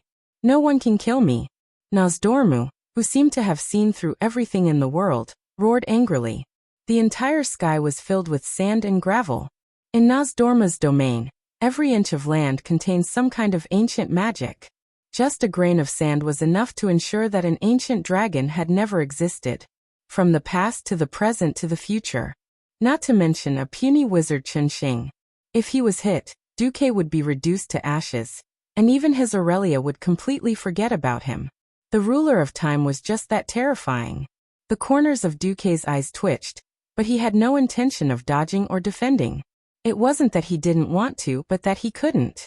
Time, space, and fate. These 3 forces were universally acknowledged as unsolvable in countless novels and games. Fighting against it in vain would only make the dragon laugh. That bastard Bronze Dragon King. The power of time is clearly flowing through his body. Yet he doesn't care about what happens in the present or the future. The collection meant everything to him. He sent his servants to collect everything, just so he could live in the past, ignoring the present and the future. If he was not scolded awake, the 3 Dragon Kings would not make a move. Then Duke himself would be in danger. If Deathwing didn't die, even if he saved Alexstrasza, she would only be a protective talisman in the future. The Dragon Kings were all at the same level. Did they have 1 amulet fortress or 4 amulets? Duke could only act tough to the end. Under Isra's surprised gaze, Duke stood with his hands behind his back, allowing the wind to blow across his face.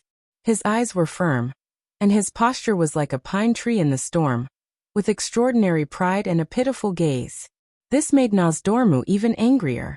At this time, Isra seemed to sigh softly. It was hard to tell if it was a sigh or just a snort. Anyway, the whole world shook a little. And then the apocalyptic sand that Nosdormu had stirred up was completely erased. Yes, if wiping the blackboard was as simple as wiping away the chalk on the blackboard. This was Isra's emerald dream. And Isra was only connected to the consciousness of the 2 Dragon Kings. If they wanted to kill Duke through the dream, the only possibility was that Isra allowed them to do so. In any other place, perhaps Isra would do the same, using his own method to ignore the death of a human. Even though Duke was a human hero, how many heroes had died in the past thousands of years? In the Emerald Dream, it was completely different. Isra, Nosdormu roared, changing his target. Nosdormu. Duke roared. He once again attracted the attention of the shining golden dragon. Wipe your almost blind eyes and look clearly. Have you seen my past? What surprised Isra was that Nosdormu's reaction to these seemingly ordinary words was extremely intense. You. Who are you? Why can't I see your past? You don't belong to this time? You're not human? Who are you? The golden dragon let out a cry as if it was hurt. At this moment, even Maligos, who had been in a daze, seemed to be moved. I'm here to show you the way. Otherwise, you'll be finished in less than 50 years. Duque was speaking the truth. If Duque's knowledge of history was correct, in the future, the 5 Dragon Kings were almost all wiped out, leaving only Alexstrasza. The death of Nosdormu, the King of Time, was even more hilarious. There was a problem. How could a dragon that could manipulate time die? The answer was yes. The current Nosdormu actually died together with the future Nosdormu. There was another important reason why Duque revealed this. In principle, the bronze dragon was the guardian of time. Their duty was to protect the past from being changed, and they also had the power to travel through time. In a sense, Duque was a transmigrator from the future to the present Azeroth. Therefore, the bronze dragon was a hurdle that he had to overcome. Otherwise, who knew if he would be purified by the bronze dragon who would rush back in the future? Duque's biggest card was the death of the bronze dragon king in the future. If Nosdormu did not want to die, then Duque could use this card to threaten or reach an agreement with the Bronze Dragon clan. Really? Duque was gambling. If he lost, he would not have to go back to deal with Nesario. He would be wiped out by Nosdormu here. If Nosdormu tried his best, even Isra could not save him. If he won the bet, now, Duque saw Nosdormu's struggle and hesitation. For the first time, this Bronze Dragon King, who only knew how to eat and wait for death and did not do any proper work, discovered that his eyes, which could see the future beyond time, could not see himself 50 years in the future. The golden yellow gravel dragon was trembling. Duque decided to add fuel to the fire. Yes, I did not belong here, but my future belongs to Azeroth. May I ask, Great King of Time, do you allow a variable like me to exist? Are you willing to give me, and the Bronze Dragon clan, a change in hope? Nosdormu almost instinctively spat out a ball of sand to attack the tiny Duque, but in the eyes of the other 2 Dragon Kings, Nosdormu was being forced to retreat. This was an extremely strange scene. Duke unleashed his final trump card. Lend me your power, Nosdormu. I am willing to point out the right path for you. As for you, Malygos, I can provide you with a little thing in private. The Blue Dragon King, who had been muddle-headed, suddenly trembled.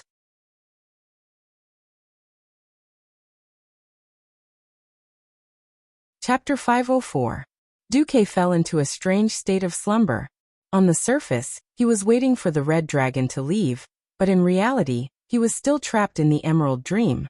The red dragon didn't realize this, Nesario didn't realize it, and neither did Sasha and the others who were lurking behind Duque. Almost at the same time, in a Dalajan military camp, a large group of people were busy. It was a huge stone gate. The door was made of purple crystal pillars that conformed to the Dalajan style. Of course, it wasn't as ridiculously huge as the Dark Portal, but it was still one of the best portals in the world. The illusory purplish-blue portal had yet to fully open. When the bystanders looked over, they could only see complete darkness on the other side. Almost 100 Dalajan mages were nervously inspecting every single magical array. The Earth Mage was testing his mana output. The Morning Star Wizard was checking if the structure of the magic formation was complete. A Kirin Tor Counselor and a Silver Moon Counselor were standing at a high place, commanding everything. It seems like this world hasn't had such a large-scale teleportation in almost 1,000 years, right? The Silver Moon Parliament member muttered to himself. In the square next to it, thousands of people were also busy. They were not ordinary soldiers. Almost every one of them was fully armed, and had a knight insignia on the chest of their armor. At the very least, it was a knight apprentice insignia. Meanwhile, the knight's servants were nervously conducting the final checks on their equipment. Weapons, equipment, and a small amount of water and rations. Behind them were a large number of professions: hunters, rogues, priests, and mages. In front of these knights, there were a few holy knights clad in bright silver armor, their bodies glowing with holy light. They had a name that resounded throughout the Alliance and the Horde: Knights of the Silver Hand. If one were to look carefully, they would notice that most of their weapons were enchanted with the Dragon Slayer spell that was specific to the dragon race. Even if half of the Dalajan mages were to gather for the teleportation, it was impossible for them to have the same teleportation ability as the Dark Portal, much less transport an army of 100,000 in one go. 1,000 people, 1,200 at most. This was already the limit. The most elite troops of the entire Rotterdam kingdom were gathered there. Almost everyone here had the strength to take down 5 orc warriors by themselves. They were the elite of the elite. They were the pride of Lordaeron. There was a viewing platform at the back of the square. From this balcony, one could clearly see everything that was happening below. Tyrrhenas, the king of Lordaeron, stood with his head held high. He held the king's scepter in his hand and said to Antonidas, "My military advisor told me that even if we were to face 3 ancient dragons at the same time, we would not be able to defeat them. Even this team can fight against him." Antonidas seemed to be thinking about something. After a few seconds he replied, "Your consultant gave you a rather conservative estimate." Tyrrhena's face was filled with pride. Lordaeron has failed before, but Lordaeron will rise again. Dalen, Xion, Lang and Salas, who were standing near Tyrrhenas, frowned. They could sense that Tyrrhenas had used the word Lordaeron. Even Kale, Bats and Kudrin Wildhammer, who were also spectating the ceremony, felt disgusted. Ever since the incident with Lordaeron and Stormwind a few days ago, the kings had become even more vigilant. Everyone knew that Lordaeron was not kind. After they failed to forcefully marry Alicia, the 2 countries had a war of words. When Lothar threatened to resign from his position as the commander-in-chief, Tyrrhenas finally gave in. He stripped that guy of his title and demoted him to a knight. He made the Pavan family publicly apologize, and at the same time, pushed the blame onto the messenger. They said that the betrothal gift was actually 100,000 gold coins, not 1,000. They said that the guy's math was taught by a physical education teacher. Anyway, it was a bunch of nonsense that even a child would not believe. As a result, even if Lordaeron and Stormwind did not completely fall out, the seeds of conflict had already been planted. If it was not for the fact that the Horde had occupied the entire southern continent and the Earthy Highlands, which was the bridgehead in the northern continent, perhaps the alliance would have already begun to split. Everyone knew that Lordaeron was twisted. Perhaps it was because Lordaeron had always been a twisted superpower. It was just that they had not shown it before. Now Lordaeron refused to form an alliance on the grounds that the raid mission was not suitable for too many countries. In fact, the lineup of Lordaeron was something that all the countries might not be able to come up with even if they sold everything they had. Hence, the kings at the side were extremely conflicted. They hoped that Lordaeron's raid could break the current passive situation of the alliance being beaten up, but they also secretly hoped that Lordaeron would not succeed.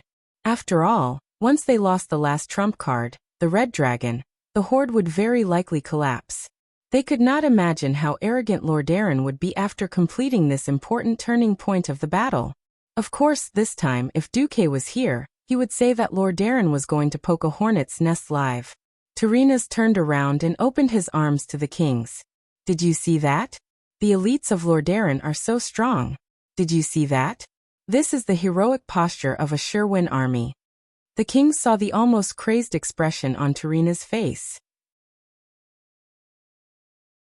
However, none of the kings said a word, except for Lang. Ryan Rin strode forward. This seemingly ordinary movement was filled with a firm, cold and sonorous feeling. Mograine, who was standing beside Tyrrhenas, could not help but narrow his eyes. "General Menethil, I just want to tell you one thing. Never look down on those you think are just pawns." With that, Lang walked away without looking back. Chief Marshal Anduin Lothar also left with Lang.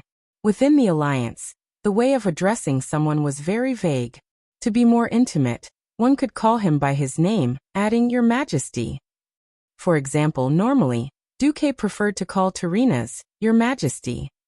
If it was business, then he would call the other party by their military rank. At this point, all kings were generals. It was not wrong for Lang to call Tyrrhenas that. But this way, the relationship between them was very cold. But Lionel was Lionel. Even if he was the ruler of a fallen country, he would definitely not be snubbed. He was asking for it. Lang's public flipping of the table in the political arena made Tyrrhenas' face turn sour. Then Tyrrhenas sneered. "Don't care about him. This is a righteous battle, and we will definitely win. If you are ready, please begin, master." Antonidas did not like Tyrrhenas. This was the shamelessness of politics. As one of the countries that had received enough benefits, Antonidas had to fully support this operation. On the surface, this was purely Lordaeron's army. In reality, after the Dalajan received the benefits, they allowed many free mages to sign contracts and transfer to Lordaeron.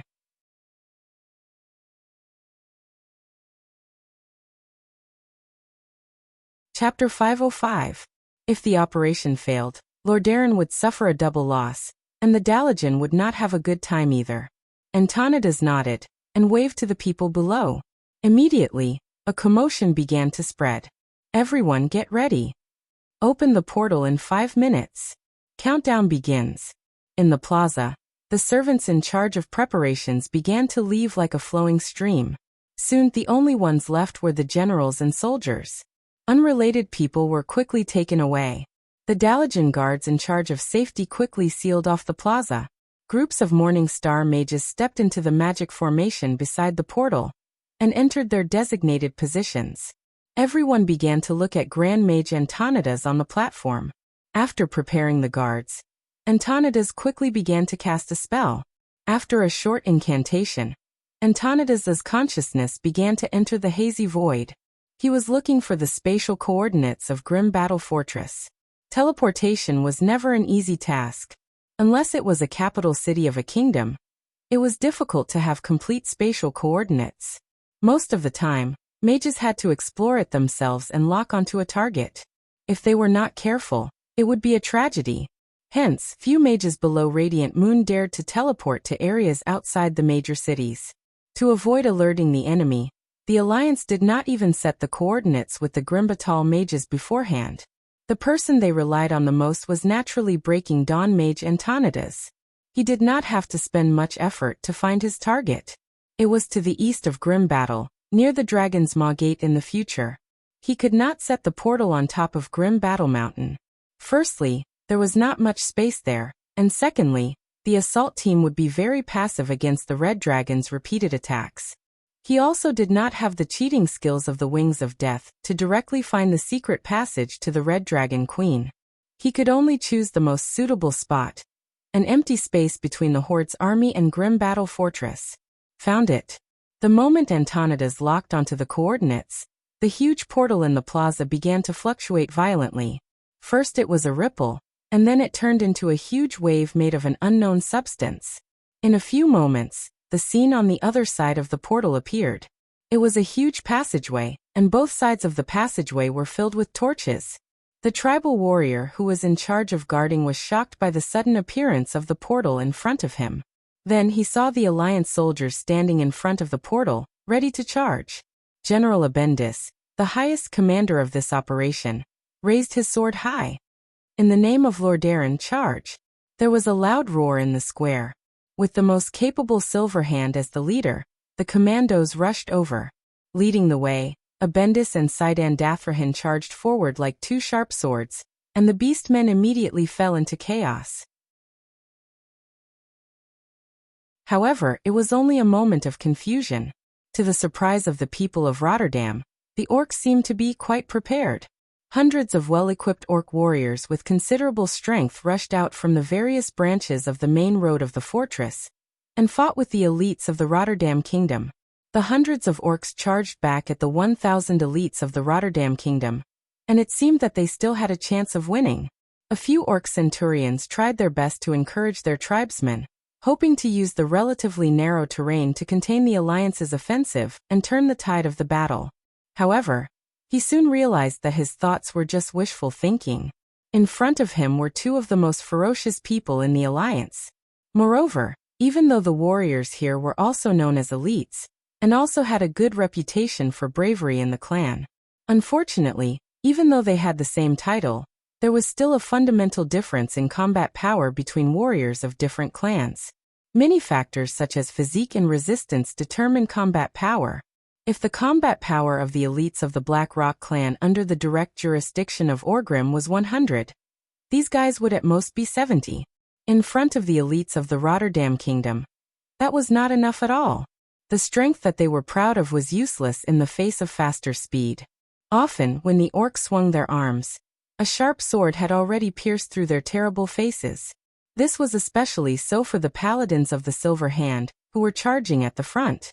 Killing orcs of this level was no different from chopping melons and vegetables.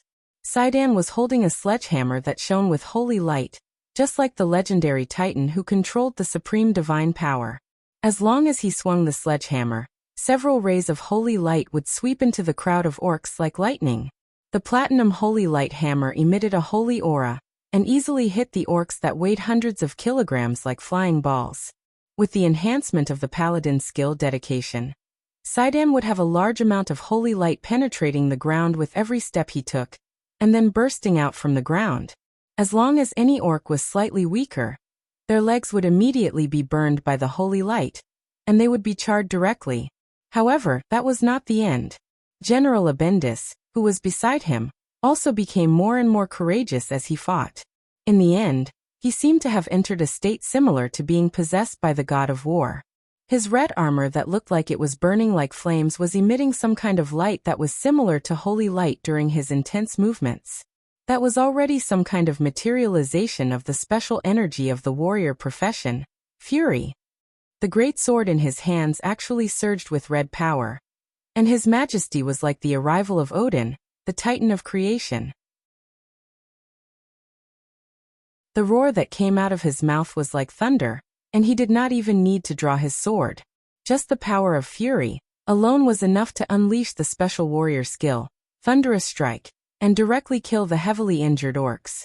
The soldiers of the assault team were so ferocious that the kings who were watching the battle from behind stared dumbfoundedly at all of this. They felt like they were in a trance, as if just relying on the elites of the elites, they could wipe out all the tribes. Terenaz's face had an unspoken arrogance that did not need to be expressed. His gray hair fluttered in the wind, and he had an indescribable air about him. Antonidas was silent. He watched as the assault team began to split into two groups.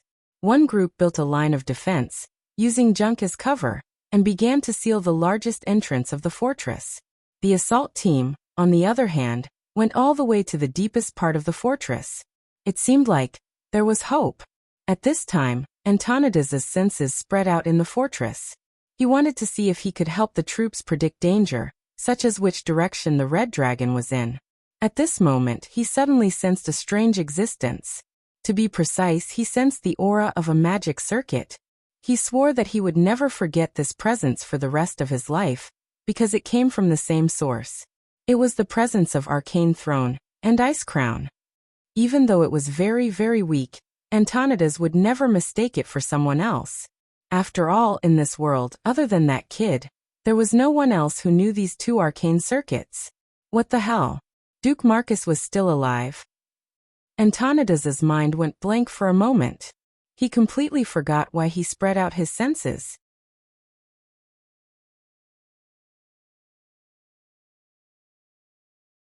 Chapter 506.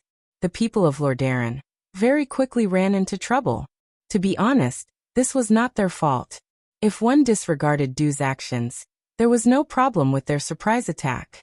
The fault was that they were at the wrong place at the wrong time, and met the wrong people. If they had come a few days earlier, they would have met with the emptiness of grim battle. At that time, the entire fortress only had the chief of the Dragonmaw clan, Zulud. If they had come later, when the tribe had finished adjusting, there would not have been so many gods. But to say that the people of Lordaeron were unlucky was the same thing. At this point in time, the entire tribe, other than the two brothers Rend and Maim who were sent to kill Gul'dan, and Grom Hellscream who was still being chased in the Tirisful forest, happened to have a meeting with a large number of chiefs. Yes, it was in this grim battle that the meeting was held. Just yesterday, Great Chief Orgrim, who had just barely escaped with his life, had left his deputy Sobek behind after making arrangements for the war in the Earthy Highlands. After that, a large number of chiefs had come to a meeting, and it was a secret meeting. Orgrim, Kilrog Deadeye, Zulud, Cashdrake, Rexer, Kargith Bladefist, and a large number of chiefs from second-tier clans. Because it was a secret meeting, of course it would not be a big deal. The moment grim battle was ambushed, Orgrim's reddish-brown face almost turned green like his compatriots. Operation Decapitation? Duque gave Orgrim too much pressure. Without knowing that Duque was also in trouble, Orgrim almost immediately thought that it was Duque's plan. For a moment, Orgrim was on the verge of collapse, but the chief was still the chief. After sending some ordinary soldiers to test the waters, he immediately had a plan. Sitting at the head of the table, Orgrim calmly asked, "Is the human portal still open?" "Yes," Zulud replied. "Kargath, bring your people and Rexer to block the portal." "Understood." The one-armed Kargath waved the blade attached to his broken arm, revealing a cruel and bloodthirsty smile. "Zuluhid, tell Necros to hide." "Yes." "As for the others, follow me to the Alliance to get a piece of meat." As he finished, his burly body suddenly stood up. Everyone could see Orgrim gripping the infamous hammer of destruction tightly. The people of Rotterdam were dumbfounded.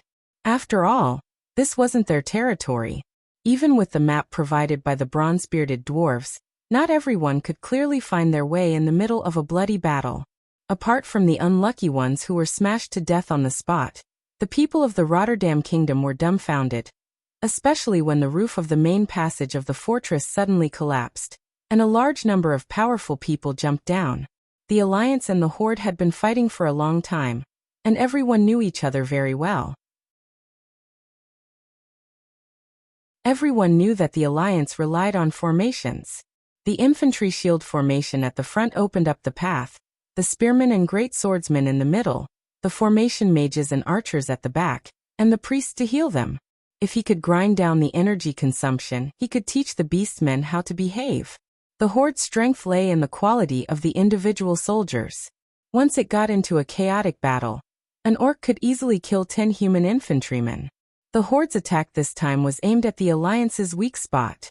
The warriors of the Broken Palm clan appeared out of nowhere and cut off the Alliance's formation in an instant. They blocked the entrance of the Alliance's teleportation portal. In just one exchange, more than 20 priests were killed in an instant. The sharp blade attached to the arm caused the Church of Light to suffer the most tragic loss since the start of the war.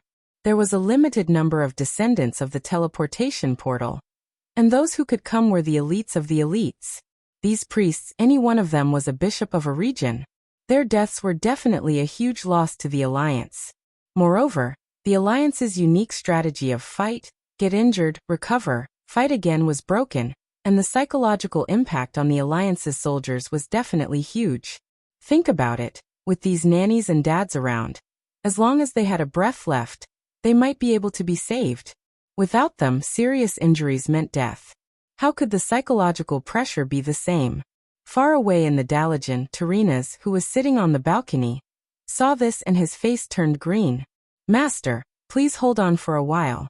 I'm afraid we have to send reinforcements." It was impossible for such a huge operation to not have a backup plan. That was, of course, Uther's silver hand. Almost as soon as he saw that the passage was sealed, Uther had already taken the lead and rushed over. Behind him, Tyrion Fordring also rushed over with his warhammer. Beside them were 50 silver hand paladins. However, as soon as they rushed over, they found that the battlefield was still too narrow. As the gate of a stronghold, the main passage, which was 50 meters wide, was definitely not narrow. But for a battlefield, it was undoubtedly at the level of a narrow path. The two sides fought close to the entrance of the teleportation portal. This time, the Alliance suffered a big loss. No one dared to blast magic over the portal, because it would affect the stability of the portal. They could only rely on hand-to-hand combat and bows and arrows. In a normal battle, would the Broken Palm clan be afraid of this? Kargath against Uther. Rexer against Tyrion. Both sides were evenly matched.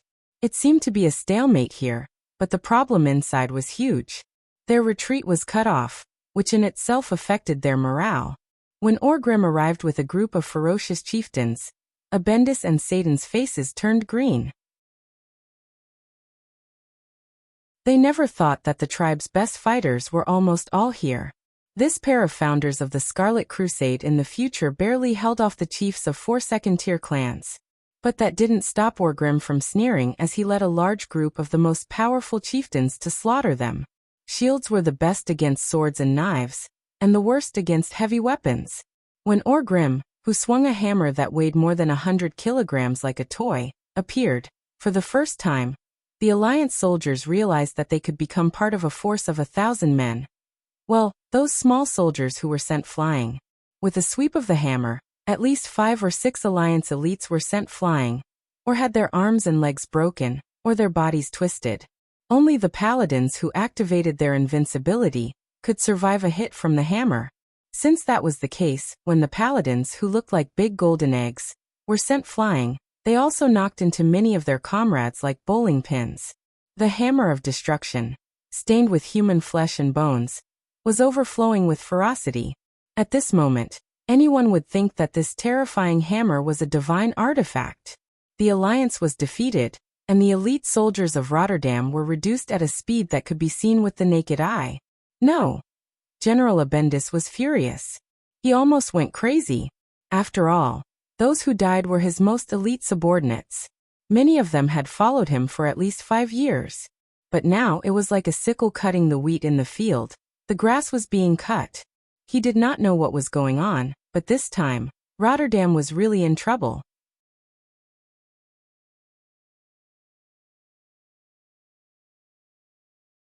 Chapter 507. Actually, the people of Rotterdam were very unlucky this time. If Duque had not crossed the wetlands to lure out the wings of death, the 3 young red dragons would not have been killed, and the Dragonmaw clan would not have been so tense. The young red dragons were not just any ordinary people. They were at least as strong as the chiefs in the tribe. It was no wonder the tribe was shocked when 3 of them died in a few days. Without that, Zulud would not have let the 100,000 tribes gather near Grim Battle. There was no need for Orgrim to hold a meeting at the tribe's gathering point.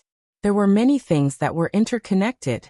Rotterdam, who had rashly intervened for the sake of their reputation, happened to see the 100,000 horses running around, and almost lost all their money. Not only was Orgrim leading the slaughter inside, but the situation outside was not quiet either.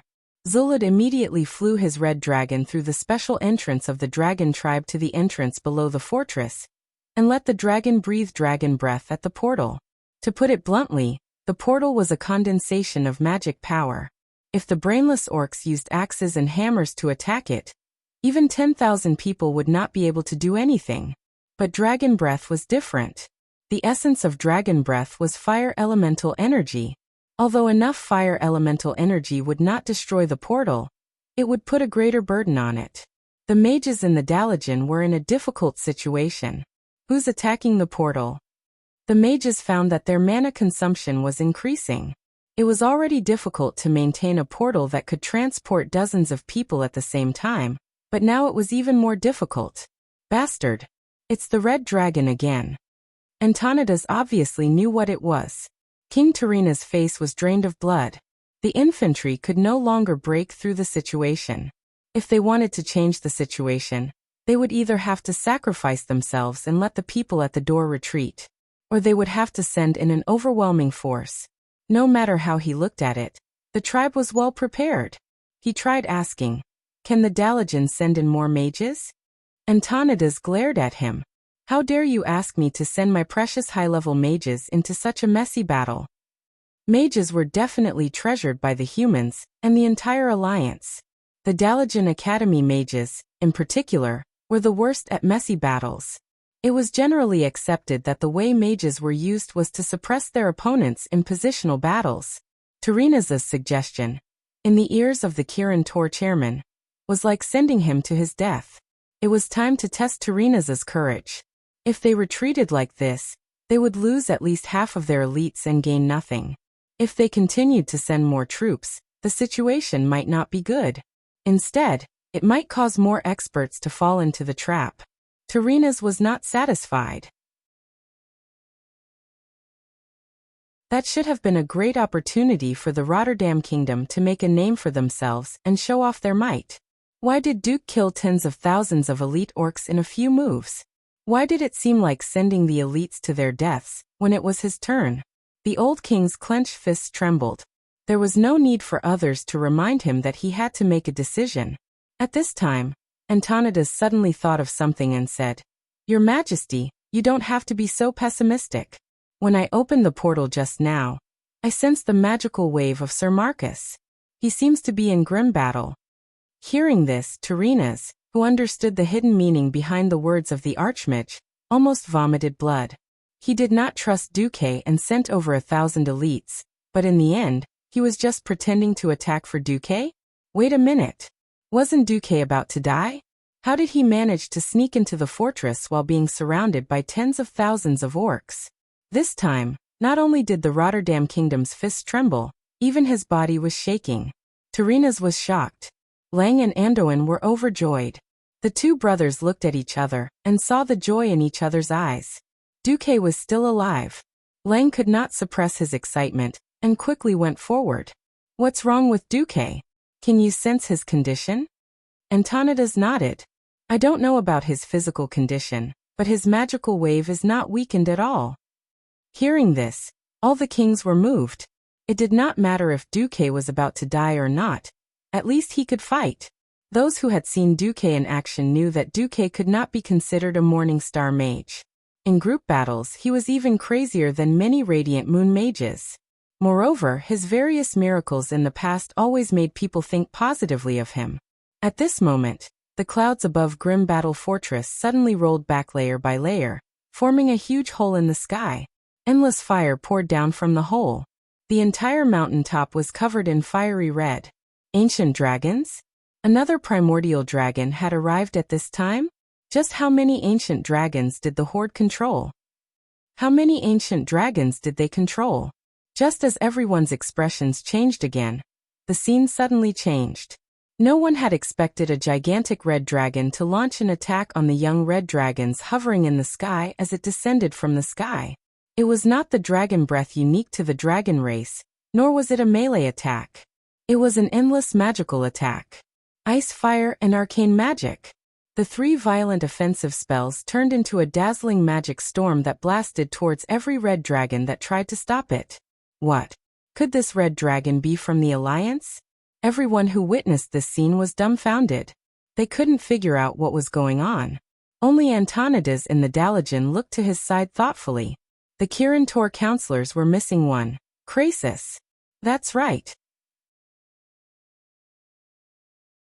The red dragon in the sky was Krasis, one of the 6 counselors in the Dalajan who had been in human form all this time. He was now the red dragon Klostras.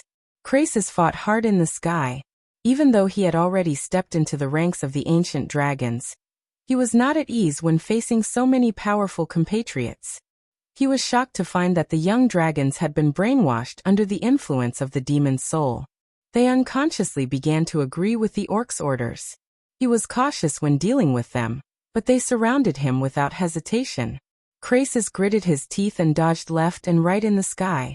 However, at this critical moment, he still sent a magical message to someone. Duke Marcus.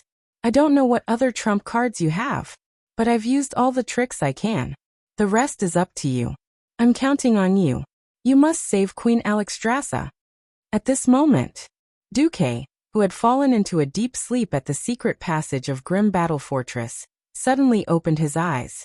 He replied with a magical message. Wait for me.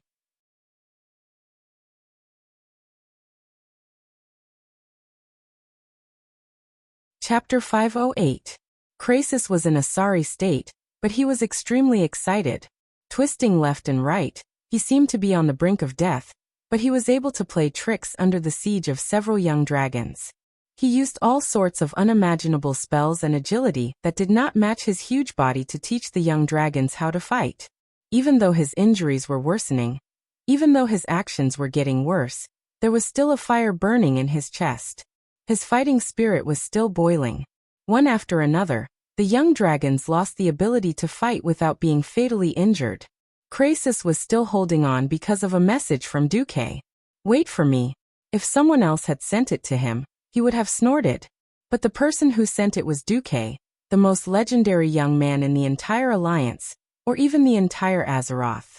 These 2 words exuded a strange magic. These 2 words represented an unparalleled miracle. Krasis unleashed the strongest combat power he had in his life. At the entrance of the secret tunnel, Duque looked up at the sky. He could not see the intense battle in the sky from his angle, but he could tell from the continuous dragon roars that Krasis was doing well. Suddenly he waved to the people below. "Sasha, call everyone up." Sasha was stunned by this wave of his hand. It was not just her. No one knew why Duque was so confident after a nap. Of course, it could be imagined that Duque had used the surprise attack of the Lordaeron people and the unexpected red dragon as a cover for his real attack. But she felt that it was not that simple. "Come up, I've gathered all the cards." Duque stood at the entrance. The strong mountain wind made Duque's magician robe flap loudly. His short hair made him look energetic. Most importantly, Duque's lips were curled up in a confident smile. Just as Sasha and the others sprinted towards the entrance, a large line of words appeared in the mental isolation zone that Duque had set up. "Go, my little slave. It's time to save the Red Dragon Queen. Find her and recite the incantation Azadilu. Alexstrasza shall receive the redemption she deserves." The long incantation was followed by a bewitching sentence. Duque pretended to be absent-minded, but a moment later, his thoughts seemed to return to the right track. Sasha and the rest did not stay too far away. In fact, after the people of the Rotterdam Kingdom started their attack, they were already less than 200 meters away from Duque. In a few moments, they had arrived in front of Duque. It was only a distance of less than 10 breaths, but Sasha was extremely agitated. Her perfectly plump breasts rose and fell rapidly. She couldn't care less about using her fingers to comb her scattered silver hair. She asked with great concern almost immediately, "Duque, are you all right?" "I'm fine, how about you?" Duque replied with a smile. I'm fine too." For some reason, looking at Duque's gentle and confident smile, Sasha felt flustered. This feeling became clearer with Duque's next words. "No, you're not fine. I feel like you're a little old." Her heart was beating very quickly. It was so powerful that she felt like her heart would jump out of her chest at any moment. After pulling the bowstring countless times, her usually steady hands were trembling for some reason. Sasha bit her lip. Her cheeks and neck were slightly red that she could not hide. "You don't worry about me for now. Are you really all right?" "I was." When Duque said this, Sasha's heart skipped a beat. However, Duque's next words took a turn. "I'm fine after seeing you." You. Even if Sasha was really thick-skinned, she had to give in after being teased and attacked by Duque. Moreover, Sasha had never been thick-skinned. Sasha had arrived first with her high agility and speed. The other three had just climbed up the hill. Duque smiled and turned around elegantly. "All right, the best singer always goes on stage last. Let's not waste this precious opportunity." Everyone was here. "Let's go." Everyone could feel Duque's surging confidence. No one knew where his confidence came from, but everyone believed it. He really couldn't figure out if this was a person's name, the shadow of a tree, or if Duke's body had really changed. "I'll go first." For once, Gavin Rad was not a spectator. He took out his shield and one-handed hammer, and prepared to open a path in the dark cave. "No need. We won't have any enemies before the little red dragon appears. F***CK. We still have to fight the red dragon." Apart from Marion, the other three were all shocked. Damn it, they really did not understand why the red dragon army was so obedient to the tribe. Gavin Rad cursed the tribe, but he did not try to persuade Duque. He was very clear about his position. He was just a worker. Working obediently would naturally be beneficial. Also, he was quite satisfied with his current situation. The group followed Duque through the dark, narrow and long cave. After about 4 or 5 minutes, the tunnel before them suddenly opened up. It was a huge funnel-shaped cave. They had just walked to a relatively open area when the darkness ahead suddenly changed.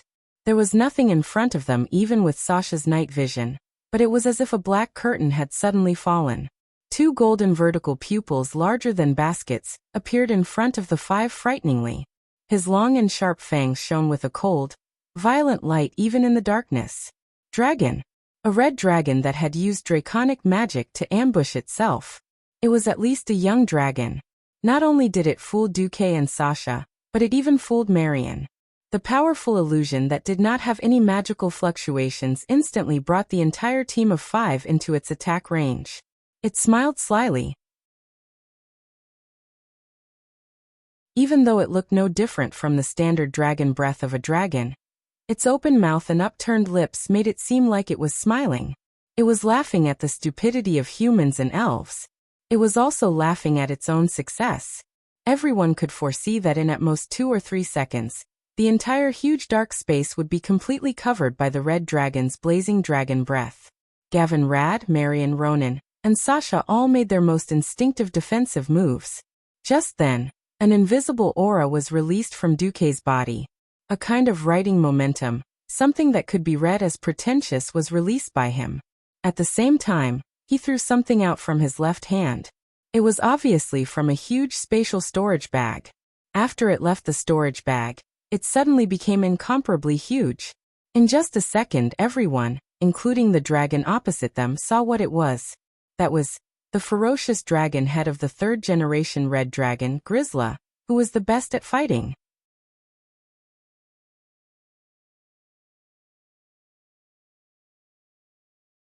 Chapter 509. This scene was very strange, but also very funny. The 4 people around Duque were all panicking. They had almost activated their invincibility skills and fridges. Only Duque had his hands behind his back. He stood tall and straight like a pine tree, putting on a handsome show in the mountain wind. As for the other side, the mysterious red dragon that had been prepared to greet Duque's group with a blazing dragon's breath was even funnier.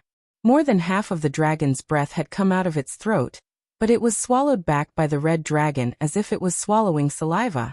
What the heck? You can swallow the flames you spat out? Why don't you show what you eat and shit? Cough cough. After a while, the 4 people around Duque were embarrassed.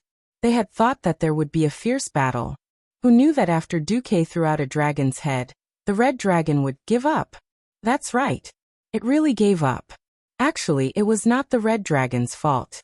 Ancient dragons were not cabbages that could be found anywhere they wanted. Kurtzla was the famous leader of the 3rd generation of dragons in the Red Dragon army. Had he climbed a mountain of swords? Had he seen a pot of boiling oil? Had he seen someone swallow 10,000-year-old ice as ice cream? She ate it. See. After. That's right. That was what Kurtzla had done. Alright, Kurtzla, who didn't believe in superstitions and dared to try anything and kill anything, now had his dragon's head, which was bigger than a small house, appear in front of her. Seeing the arrogant Kurtzla's eyes wide open in anger, it would be strange if the little female dragon did not pee in her pants. Dragon's breath could not be swallowed easily. A large amount of dragon breath could not find a place to vent, and could only come out through the gaps of her teeth and nose, choking her half to death. She was so stunned that she did not dare to spray this dragon breath on Duke. His long snake-like neck quickly turned and spat the dragon's breath to the side. Cough, cough, cough. The little female dragon choked so hard that her tears almost flowed out. Ronan, Sasha, Marion, Gavin, Rad. Silence. Dead silence. In the huge, dark cave, only the sound of the little female dragon's bitter coughs could be heard. What the hell was this? Sasha and the other 3 looked at Duque with admiration that was beyond reason. Everyone held their breath, waiting to see what Duque would do next. Duque slowly raised his right hand, palm facing upwards. Ronan, where's the little thing Krasis gave you? Give it to me.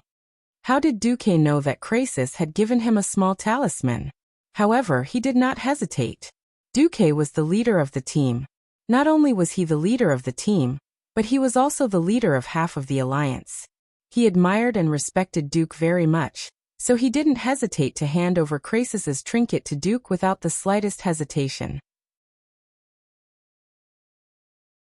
Krasis had told him that he couldn't give it to anyone else. Duque took it and casually tossed it away. The silver earring drew a beautiful arc in the air that cut through the darkness. It flew in front of the little female dragon, bounced twice on the ground, and stopped moving. The little female dragon finally caught her breath. She looked at the trinket on the ground and was speechless. Of course she knew what the higher-ups meant. Duque's confident voice sounded again. Choose. Become the second Graz or do us a small favor. Duque's lips curled into a sinister smile. He seemed to be waiting for the little female dragon to reject him, so that he could publicly slaughter her. Who would have thought that the little female dragon would choose neither? Her huge yellow pupils rolled around as she spoke in the human language.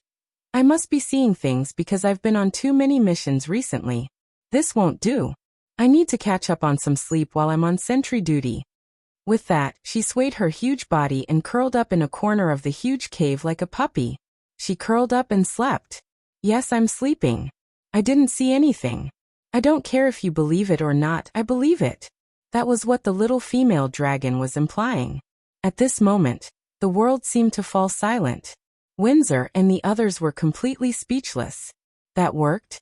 Was this guy a dragon or a profiteer selling fake goods in the antique market? Duke scared the dragon just like that, and it was terrified? Duque, who had retracted his dragon head, should have let everyone over.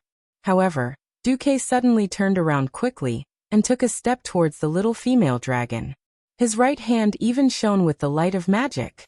No matter how you look at it, it looks like Duke is about to make a move. As expected, the little female dragon, who had been pretending to sleep, jumped up. Almost all the scales on her body stood up. She looked like a frightened cat, who knew that Duque would raise his hand and cast a small illumination spell. Duque looked calm, as if he had done nothing. No, I just wanted to ask. Do you know where your queen is trapped?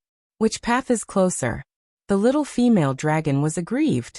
The little female dragon wanted to kill someone. Tears almost spurted out of her eyes. I'm a young dragon over 1,000 years old. You can't bully a dragon like this. She cursed Duque's ancestors in her heart and pointed at a cave entrance. All right, she couldn't even pretend to sleep anymore. The little female dragon could only watch warily as Duque left. The moment they left the dragon cave, the four heaved sighs of relief. Yes. Ronan knelt. Marion knelt. Windsor knelt. Gavinrad knelt too. Boss, you really scared me to death. I was ready to fight a dragon. Gavinrad looked like he was wiping sweat, but there wasn't a drop on his forehead. Duque shrugged. You can't. We've all seen this dragon. When we killed the first dragon, she was the one that patrolled over. She didn't have the courage to fight then, and she definitely won't now. Windsor was convinced by Duque's words. All right, where do we go now? Go down. The others didn't know where to go, but Deathwing did. This guy was extremely annoyed as he muttered silently, directly crossing space and entering Duke's mental isolation layer. It wasn't an exaggeration to say that even if Duque closed his eyes, he wouldn't get lost. Suddenly Duque sighed. He took out a handful of magic crystals from his storage bag and handed them to Ronan. Sir, this is too valuable. Ronan didn't know what to do. First, I need your fighting power. Second, isn't this a good chance to improve your spellcasting? Kill all the beastmen you see later. Duque was right. Orgrim couldn't let the Horde's trump card be destroyed by the Alliance just like that. In fact, after leaving the Dragon Cave, Duque's group started encountering large numbers of beastmen guards. Whoosh! Whoosh! Whoosh! The four of them were dumbfounded as they looked at Duke, who was strolling leisurely in front of the orc guards that kept surging out, as if they had seen a ghost.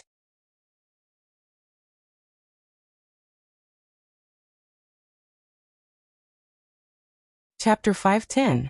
Noises, screams, wails, and all sorts of other noises came from the surface. In the narrow cave, the echoes could be heard from far away. Everyone in the team could hear that the humans were at a disadvantage. Compared to the excited cheers of the orcs, the cries of the humans were filled with tragedy. Hang in there. Fight as hard as you can. Was this what people who had the upper hand would say? The pessimistic aura coming from the vent above their heads became a different scene when it came to the people in front of them. Duque walked quickly, and a wave of cold air with a radius of more than 30 meters moved along with Duque's movements. The four people walking inside did not feel anything, but once the orcs touched it, there would be a crisp and beautiful sound of ice freezing. Without even looking, the hand of magic floating around Duque would shoot an ice spear at his face. In the frozen state, the attack power of the ice spear was extremely exaggerated. The huge mana produced by the magic chain reaction was like adding fuel to the fire, enough to turn most of the orcs into corpses in an instant. Even killing pigs and dogs was not as easy as Duque. Above their heads, the elites of the Rotterdam Kingdom were utterly defeated. The portal had collapsed, and the remaining humans had to fight their way to the narrower side roads, relying on the terrain to resist.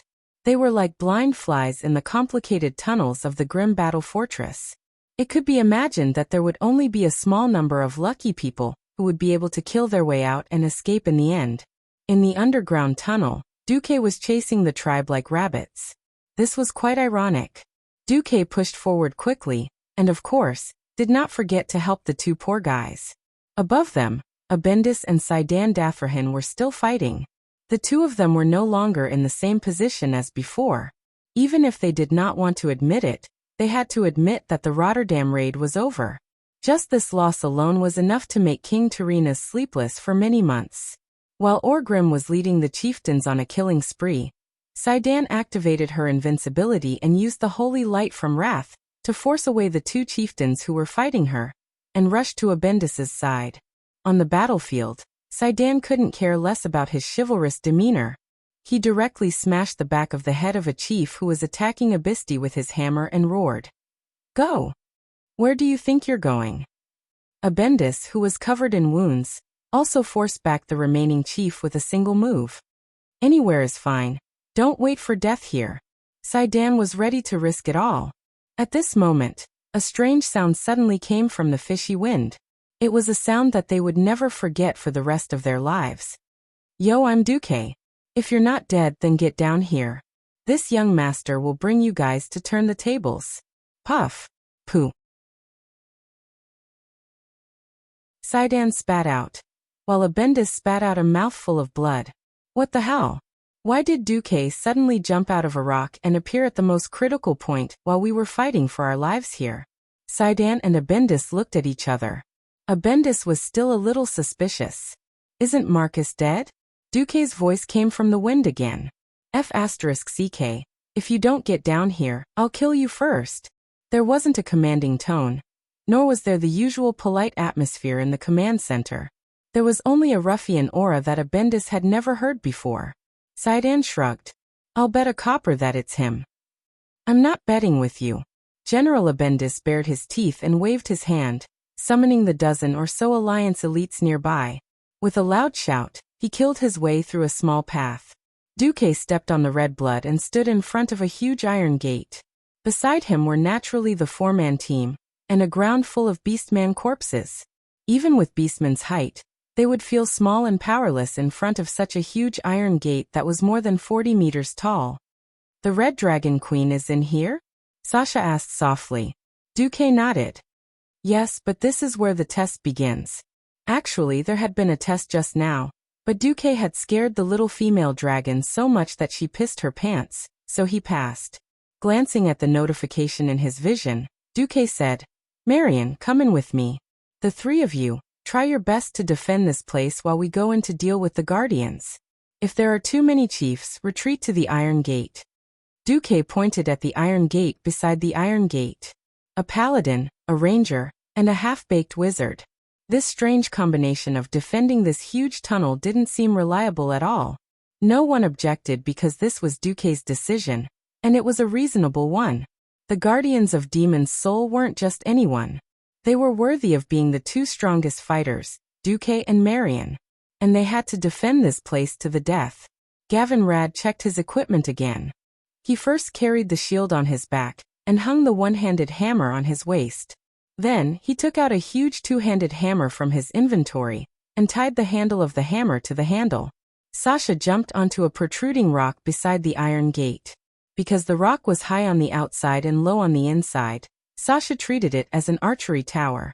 She took out 3 quivers of arrows and fixed them on the wall. Ronan gritted his teeth and started absorbing the magic crystals he got from Duque like crazy. Just then, a commotion came from the cave entrance. The battered Sidan Dathrahan and General Abendis had finally arrived with 6 or 7 knights. However, the ones chasing after them were the chieftains of the strongest first-line clans, led by Chieftain Orgrim of the Horde. Seeing that Sidan and Abendis had managed to get here, Duque smiled. He shouted at the paladin who was being chased like a dog, "Help me defend for 20 minutes." With that, he didn't care about Sidan's reaction, and brought Marion through the iron gate. Oh no! It's Duke Marcus again. As if a bucket of cold water had been poured over his heart, Orgrim's heart sank into the abyss the moment he caught sight of Duke in his field of vision. Duke. Duke. It was Duke again. Every time the tribe was about to win, Duke would always come out and mess things up. Again and again. Again and again, he was kicked from the clouds of victory that was within his reach to hell. Orgrim couldn't take it anymore. Dooku. A thunderous roar came from the sky, shaking the entire tunnel. Countless pieces of sand and stones fell from the top of the cave, making it seem as if the earth was shaking and the mountains were shaking.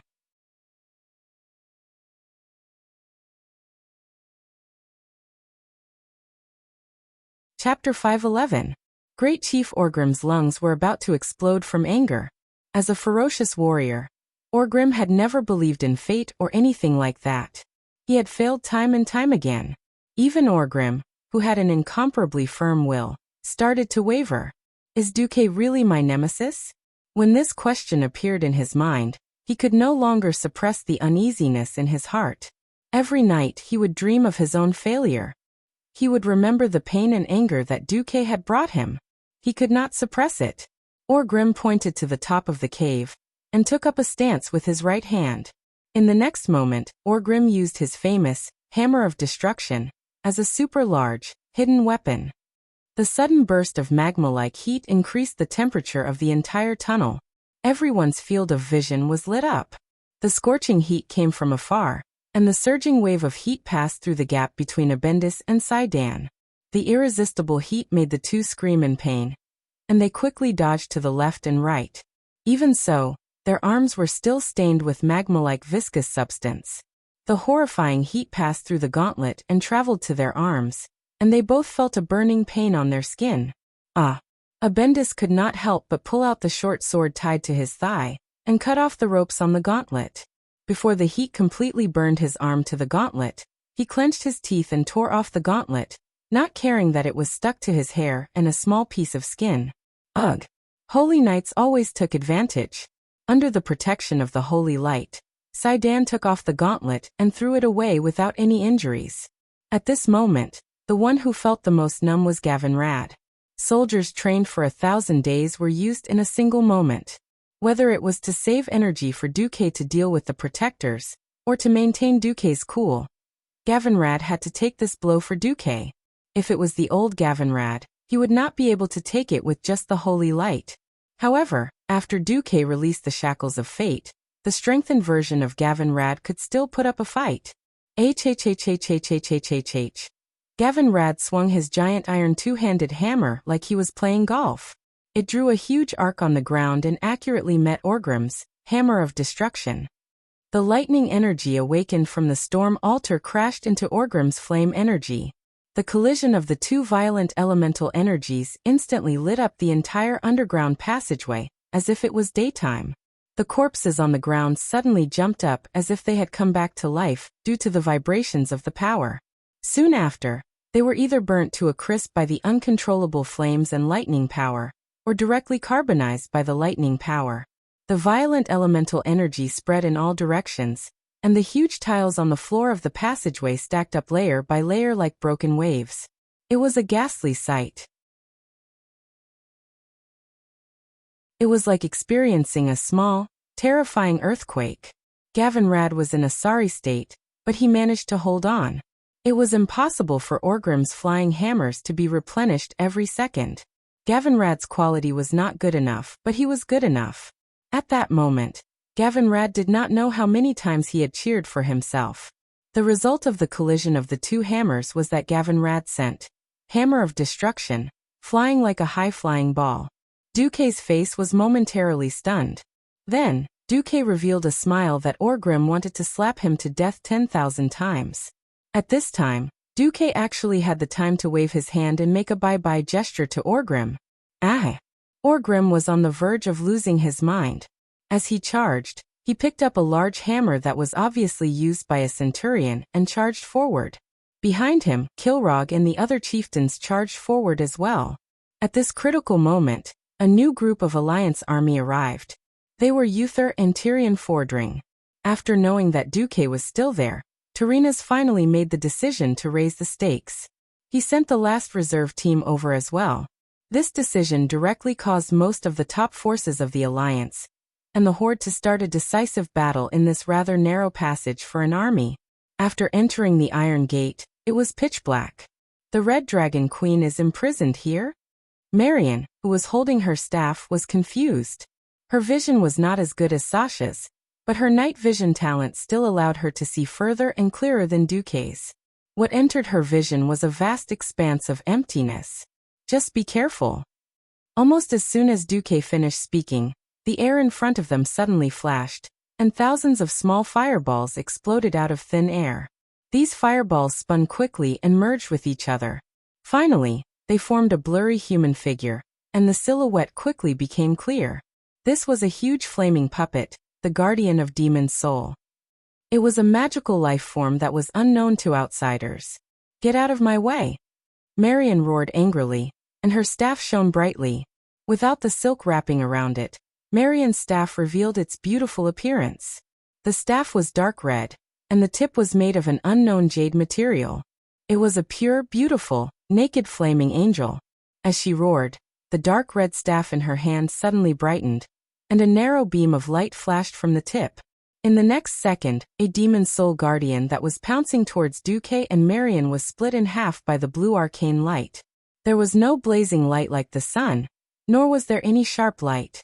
With just one simple move, the guardian of the Demon's soul, which was created by the 4 Dragon Kings, was killed. Duque looked at this scene in shock. He finally had a clear understanding of the power of this delicate and seemingly weak female counselor of the Silver Moon Parliament. Go. I can't hold it for long. Duque's right eyelid twitched. He suddenly realized that the damned flaming puppet had appeared again, roaring and pouncing towards them. This time, Marion used the same trick again, but it didn't get the desired effect.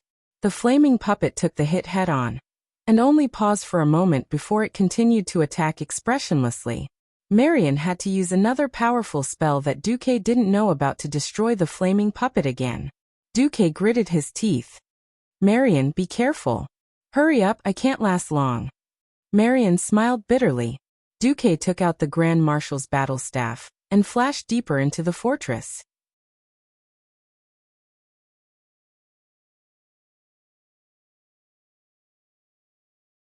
Chapter 512.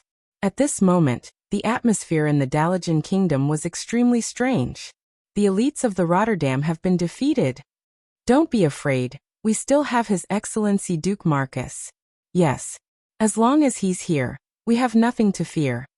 A large-scale elite assault battle that could have been recorded in history and surpassed the imagination of mortals had become the biggest joke. Just like how the silly orcs had fought with the humans on the vast sea, only to be killed. Today, the Rotterdam Kingdom had become the biggest joke. More than half of the kingdom's elite knights had been slaughtered in less than an hour. King Tyrrhena's could totally imagine that he would be criticized by the nobles of the Rotterdam Kingdom in the following days. If it was just a simple defeat, it would be fine. If they were to lose, they would lose together. At most, the whole of the Rotterdam Kingdom would suffer together, and everyone would go home to lick their wounds. But Duque had appeared. Duque, who was thought to have died somewhere, actually appeared again, and perfectly used the elites of the Rotterdam Kingdom as bait to lure away a large number of chiefs. What happened to being the leader? How did the great Rotterdam Kingdom become a sacrificial pawn? King Tyrrhena's felt a surge of anger in his chest, and he almost fainted on the spot. Tyrrhena's face was very, very black, as if he had touched charcoal. His whole body was trembling. Others might think that he was sad about the loss of the elites, but only he knew that he had developed a grudge against a junior that he had always looked down on. Be it Anduin Lothar or Duke Marcus, these two candidates for the commander-in-chief of the alliance were the only way out. Using the noble Lothar as a mascot, and then kicking Duque away when the war was not going well. That was what Tyrrhena's had thought. With these two scapegoats, it was only natural for the general of the Rotterdam Kingdom to be promoted to the commander-in-chief of the alliance. Who would have known that Anduin and Duque worked together perfectly? One controlled the western battlefield, and the other coordinated the entire alliance perfectly, organizing many successful military operations, and expanding the alliance from 8 to 10? Just thinking about it made him mad. In exchange for a compromise, 2 country bumpkins from a remote southern country became the heroes of the alliance. His Rotterdam kingdom had contributed money, manpower, and effort in exchange for a core position. Look at the way the kings were looking at Turinas now. They were all mocking him, as if he was an idiot. Turinas almost wanted to send someone to kill Duque on the spot. But he resisted. Whether it could solve the problem of the Red Dragon Queen was still unknown. If he were to trip Duque up at this juncture, firstly, he would not be able to make it in time, and secondly, the alliance would really collapse. That would not be beneficial to the Rotterdam kingdom at all. Even though he knew that he was on the verge of losing control, the self-restraint of a veteran politician suppressed his emotional impulses, allowing his intense heartbeat to gradually calm down. It seems that we old bones are still outdated. The future of the alliance still depends on Marcus and the other youngsters. He was no longer upset, no longer agitated. If he did not lose control just a moment ago, everyone would think that Turinas was a kind elder who took care of the younger generation. That's right, Turinas had decided that since he could not suppress Duque, he would kill him by praising him. According to his experience, he would definitely not be able to see through this kind of overt plot. Once he got carried away, it would be the time for him to fall into hell. Turinas' lips curled into a cold smile. Unfortunately, Turinas would definitely fail. Duque was not some ignorant 16-year-old from a small village in Azeroth. Duque had no way of knowing what Turinas was thinking. He did not take the loss of the Rotterdam kingdom to heart. It was true that the Rotterdam kingdom's unintentional attack helped him take the bullet. This was definitely unexpected. From the beginning to the end, Duque had never thought of tricking the Rotterdam kingdom. This was a battle that transcended the mortal world. Why did the small Rotterdam kingdom come here to interfere? Was it my fault that Turinas was looking for trouble? No. I will not take the blame for this. Duque focused on finding Alexstrasza. From beginning to end, the Red Dragon Queen and the Black Dragon King, the 2 ancient dragon aspects, were the main focus of this show. Unfortunately, Duque did not know what was going to happen next. As a butterfly that incited the general trend and changed history, Duque had changed too many things. In the original history, because the main force of Orgrim had been destroyed, only the Dragonmaw clan was left to defend Grimbader. In the absence of Zulud, the orc warlock Necros who controlled the demon's soul, used the most idiotic method. He brought a large number of red dragon eggs with him and ran away from Grimbader. Now the main force of the orcs had not completely collapsed. The horde was still strong, not to mention they had the help of several ancient red dragons. It was unlikely that Necros would run away, so this was likely to be a tough battle. As expected, Necros came. Silently, an ugly orc's head seemed to be floating in the darkness. The dark blue light that flowed in the darkness reflected half of the old green face that was full of curves. The long facial hair looked like withered grass rooted in the cracked earth. The orc warlock's cheeks were deeply sunken, and the dull luster on his face reminded people of a corpse. Necros pursed his lips tightly. His thick lips seemed to have 2 sharp stones on them, propping up 2 openings in his lower jaw, exposing his fangs. His hood was embroidered with demonic incantations, and the shadows that extended from it covered his eye sockets. The deeply sunken eyes emitted a deathly light in the darkness. If not for the fact that he could still feel his breath, Duque would have thought that he had encountered an undead, and not a living orc. Necros spoke in a voice that reminded people of death. His common language was terrible, and Duque could barely understand him. Duke Marcus, the nightmare of the horde. I did not think that you would come. Duque leaned on his staff. To this world, your horde is the nightmare. Necros let out a rough and unpleasant laugh. Unfortunately, after today, only one of the 2 nightmares will remain. Necros was right. The Red Dragon Army was the last card of the horde. After losing the main forces of the Blackstone and Warsong clans, the horde no longer had the upper hand in terms of quantity and quality, and the terrifying military mobilization ability of the Alliance had only just been revealed. Duque curled his lips and imposed a conclusion on this meaningless argument. You die, I live.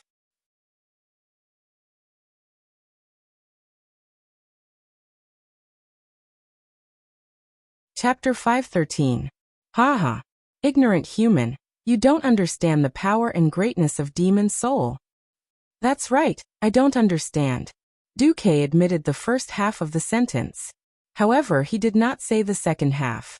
What I don't understand is how much of the power of demon's soul you can use. The predecessor of demon's soul was the dragon's soul. This was the ultimate move used by the dragons to destroy the invading Burning Legion during the ancient war 10,000 years ago. In order to use this ultimate move, the 4 dragon aspects were tricked by Nethario, who was also a dragon aspect back then. They poured most of their power and more than a third of their souls into it. As for the exact number, no one knew. It could only be deduced from a few words, but it should be a lot. If it were a human, it would be so much that they would not be able to walk steadily. In the worst-case scenario, there would be the Time King Nozdorma's power of time, the Magic King Malago's power of magic, the Life Queen Alexstras's power of life, and the Dream King Isara's secret dream technique. There were 4 supreme powers, and even grasping a tiny bit of any one of them was enough to make any mortal's expression change, let alone all 4 of them at the same time. As long as Necros was a little more powerful, even Anastrian and Antonidas, the 2 breaking dawns, would have to kneel, let alone Radiant Moon mages. Under normal circumstances, if Duque encountered Necros, he would definitely be dead. But Duque was calm. His next words took a turn. I'm in a hurry. Can you please die? Duque was very honest. He told him his reason. He was in a hurry. Duque was very polite, and said please. Duque was very annoyed, because the goal of his request was for Necros to die. Then die first. Necros suddenly waved a skull staff that still had faint traces of blood on it, and the space around them trembled. Duque's eyes suddenly narrowed. He looked at the evil staff that was obviously made from the skull of a human mage. Duque suddenly did not want to speak. Neither of them spoke again, but the aftermath of their magic power suddenly collided in the darkness, causing the surrounding ground to be filled with sand and gravel. With the 2 of them as the center, a storm surged in all directions. At this moment, time seemed to freeze. His surroundings were pitch black, and he was also in a huge semi-enclosed space. It was obviously impossible for outsiders to spy on this place, but the battle here seemed to be the focus of all the eyes in the world. In front of the huge iron gate, Orgrim was charging at the seemingly weak line of defense of Gavinrad and the others. Not good. Necros was going all out. Let's kill them all. That's right. Orgrim panicked. The Red Dragon Army was the tribe's last trump card. They could not afford to lose it. However, if it were any other lineup, it would be impossible for them to resist the attack of him and the tribal chiefs. This lineup was really not bad. After Gavinrad obtained the power of lightning, his short-term combat ability was already on par with the strongest Holy Knight, Uther. If both sides were to duel and the time limit was 10 minutes, it would definitely be a draw. Of course, if it was overtime, Uther, who had the purer power of Holy Light and could wear down the opponent, would win. Orgrim picked up the Hammer of Destruction, which was connected to his mind, but he still could not defeat Gavinrad. Most of the other tribal chiefs encountered the same problem. Originally, Kilrog had the chance to heavily injure Abendis, but because of Sasha's arrows, he failed several times. And the duel inside was at its peak right from the start. Necros wanted to kill Duque in an instant. He had to do this. Demon's soul had never been a godly item that could be connected to its master's mind. Under the modification of the Wings of Death, it had long become the most powerful magic item. The price for such boundless power was vitality. Even though Necros was a beastman with strong vitality, even though he would kill disobedient red dragons and sacrifice them to Demon's soul, for a terrifying magic item that could wipe out the entire Burning Legion expedition back then, this little bit of vitality was not even enough to fill the gaps between his teeth. Terrifying flames suddenly exploded, and the dark space became as bright as day. It felt like the darkest hell was suddenly surrounded by hundreds of suns. No, it was not just an encirclement. It was like a comet crashing into the ground at high speed. Even Duque himself did not think that he had any hope of surviving. Even Sasha, who was far away from the iron gate, could feel the monstrous heat coming from behind her. That was super high temperature that could even melt steel in an instant. Sasha's face suddenly turned as white as her beautiful silver hair. No Duque. Everyone on the Alliance's side was so scared that their faces turned pale. Everyone on the Horde's side looked ecstatic. Necros is actually this strong. Orgrim laughed loudly, trying to use the common language to break Gavinrad's will. Duque is definitely going to die. Bullsh *T. Duque has never lost to you. Gavinrad retorted stubbornly, but it made Orgrim feel terrible. If it were anyone else, they would definitely be dead. But Duque? Ugh, Orgrim's heart skipped a beat. Inside, in the huge empty space, facing the countless fireballs that were the size of small houses, Duque let out a soft sigh. He raised his hand and cast Arcane Impact. Could a simple mid-level spell break through so many fireballs?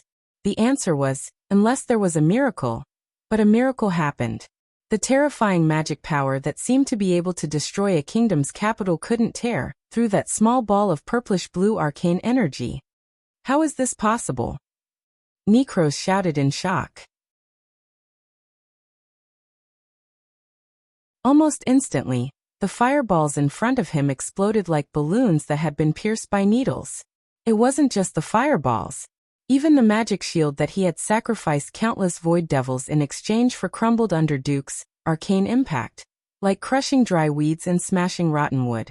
Then Necros watched helplessly as the magic he had shot out with the power of Demon's Soul at the critical moment suddenly distorted and dissipated under the impact of the seemingly ordinary magic power. Not only that, but even the condensed magic power in his body suddenly disappeared. Bam! Arcane Impact wasn't a terrifying fire-type spell. After being hit directly, Necros didn't immediately turn into charcoal, but he was still sent flying. Blood spurted out of his mouth in midair before he finally fell limply onto the cold, rough ground with a thud. All the ribs in his chest must have been broken. No, how can? Necros' eyes widened.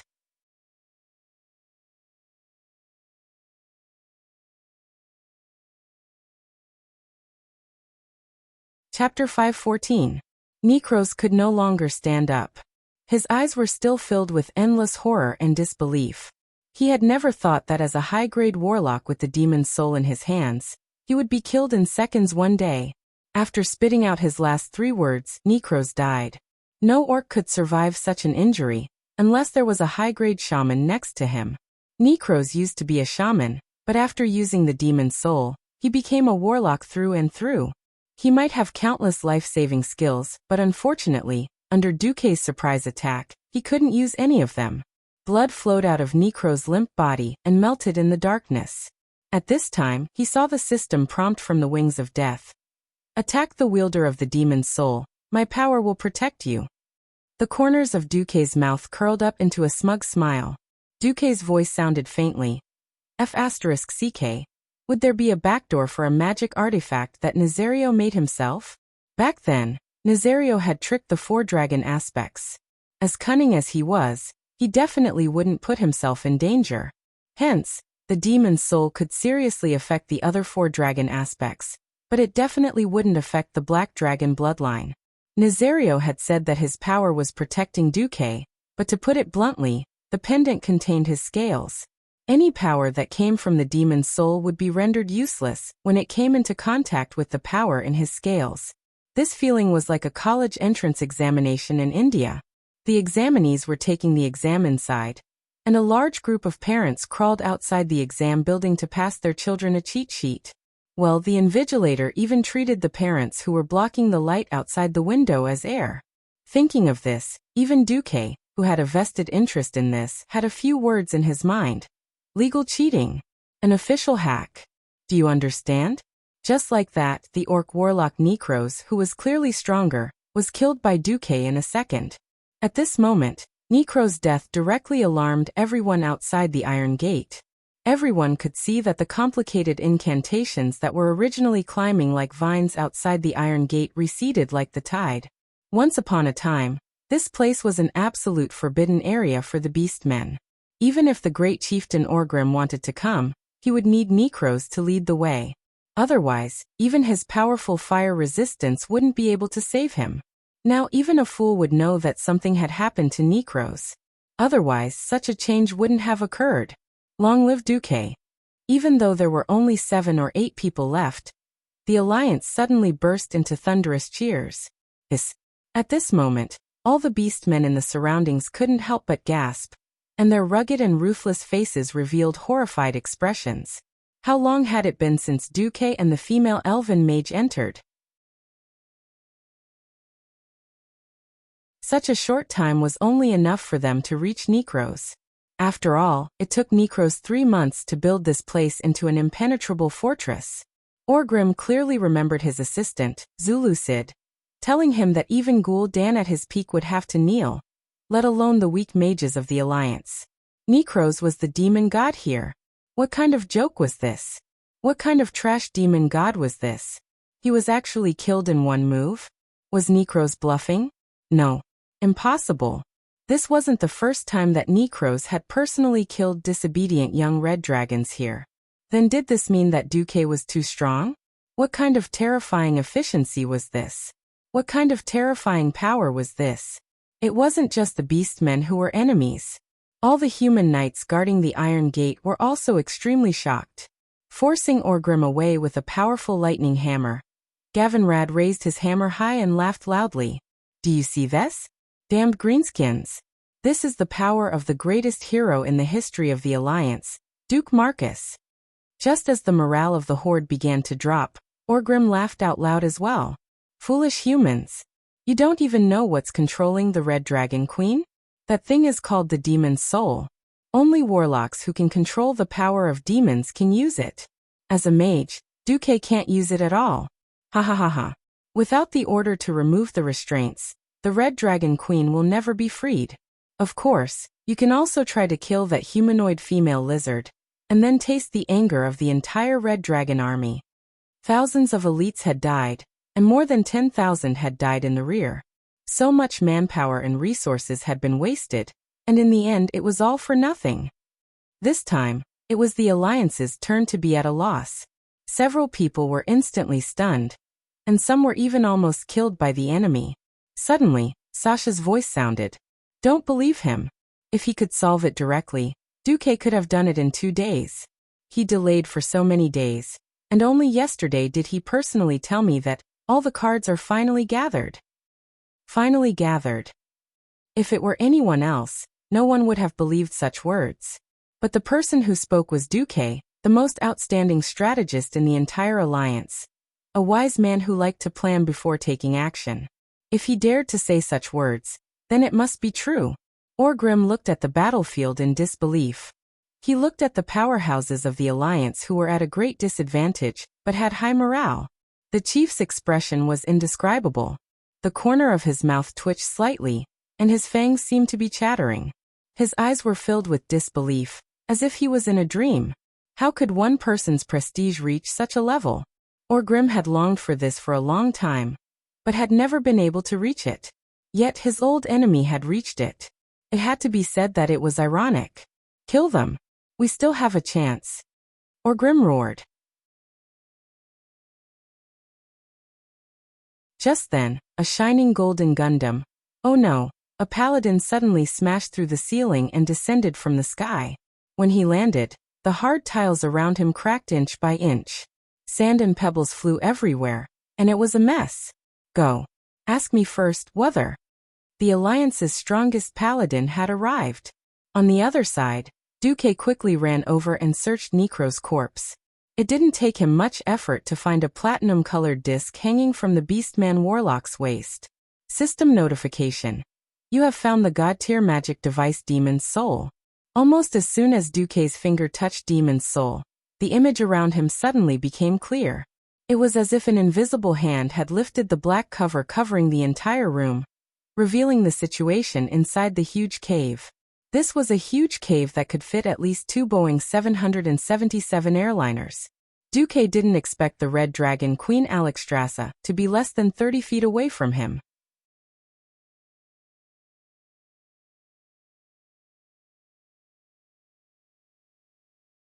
Chapter 515. This wasn't the first time Duque and the Red Dragon Queen had met. They had met once before after the Battle of Karazhan.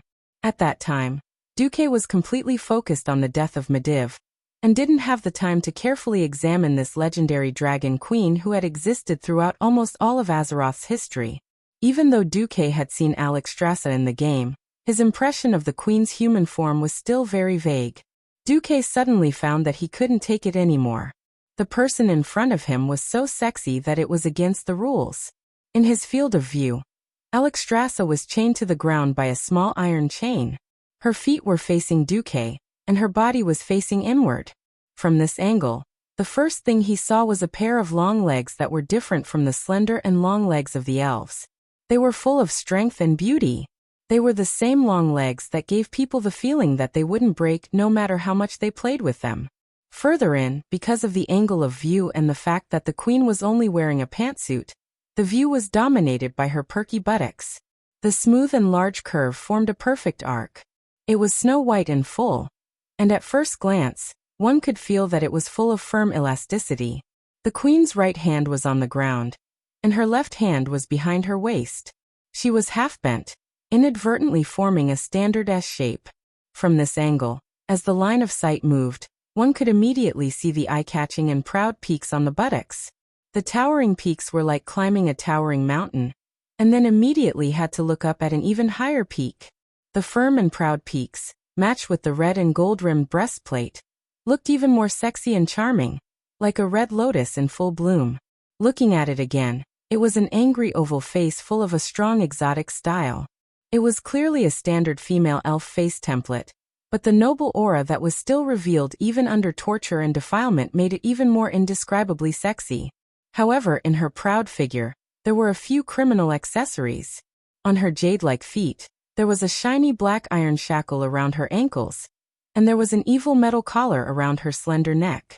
A long iron chain hung down from her neck, passing between her breasts and reaching the ground.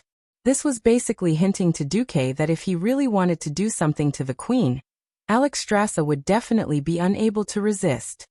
Is this the so-called queen's temptation? Emph. How could I, Duque, be such a shameless person? What locked room play? What bondage training play? I won't do something so shameless. I am the righteous and reliable Langjun, the Duque with the highest moral integrity in the world. Ha ha ha. Facing the queen who was looking back at him, Duque revealed a lecherous smile. If there were no mistakes, the moral integrity inherited from Medivh would be added to his body in 21 seconds. Hypocrisy would activate. His smile would also instantly rise from the level of a pervert to the level of a saint. Yes, the plan worked. However, a gust of cold wind blew over, and with a whoosh nothing happened. Something seemed to be wrong. The lecher was still the same lecher. Something didn't seem right. Duque quickly asked the system elf in his mind. Hey, where did my integrity go? Hurry. Waiting online. Integrity? Host, do you have such a thing? The system elf replied seriously. If its voice wasn't so rigid, perhaps it wouldn't have such a fatal effect. But it was precisely this sort of tone that seemed to be speaking nonsense in a serious manner that caused Duke's chest to feel as if it was split open by something. Moral integrity was like a ball. Throw it out. Pick it back up. Throw it out. Pick it back up. Throw it out. Wait, do I have such a thing as integrity? Damn it. This joke isn't funny at all. Duque angrily flipped the table in his mind. I'm talking about human nature. The human nature that Medivh gave me. The system elf immediately came to a realization. That. It's long gone. You've been cursed for 15 days, and you're losing your humanity integrity every day. In addition, you've just used the soul-corroding power of the wings of death. The humanity integrity that you inherited from Medivh has been completely lost. Right now, your soul power is 100, and your humanity happens to be 100%.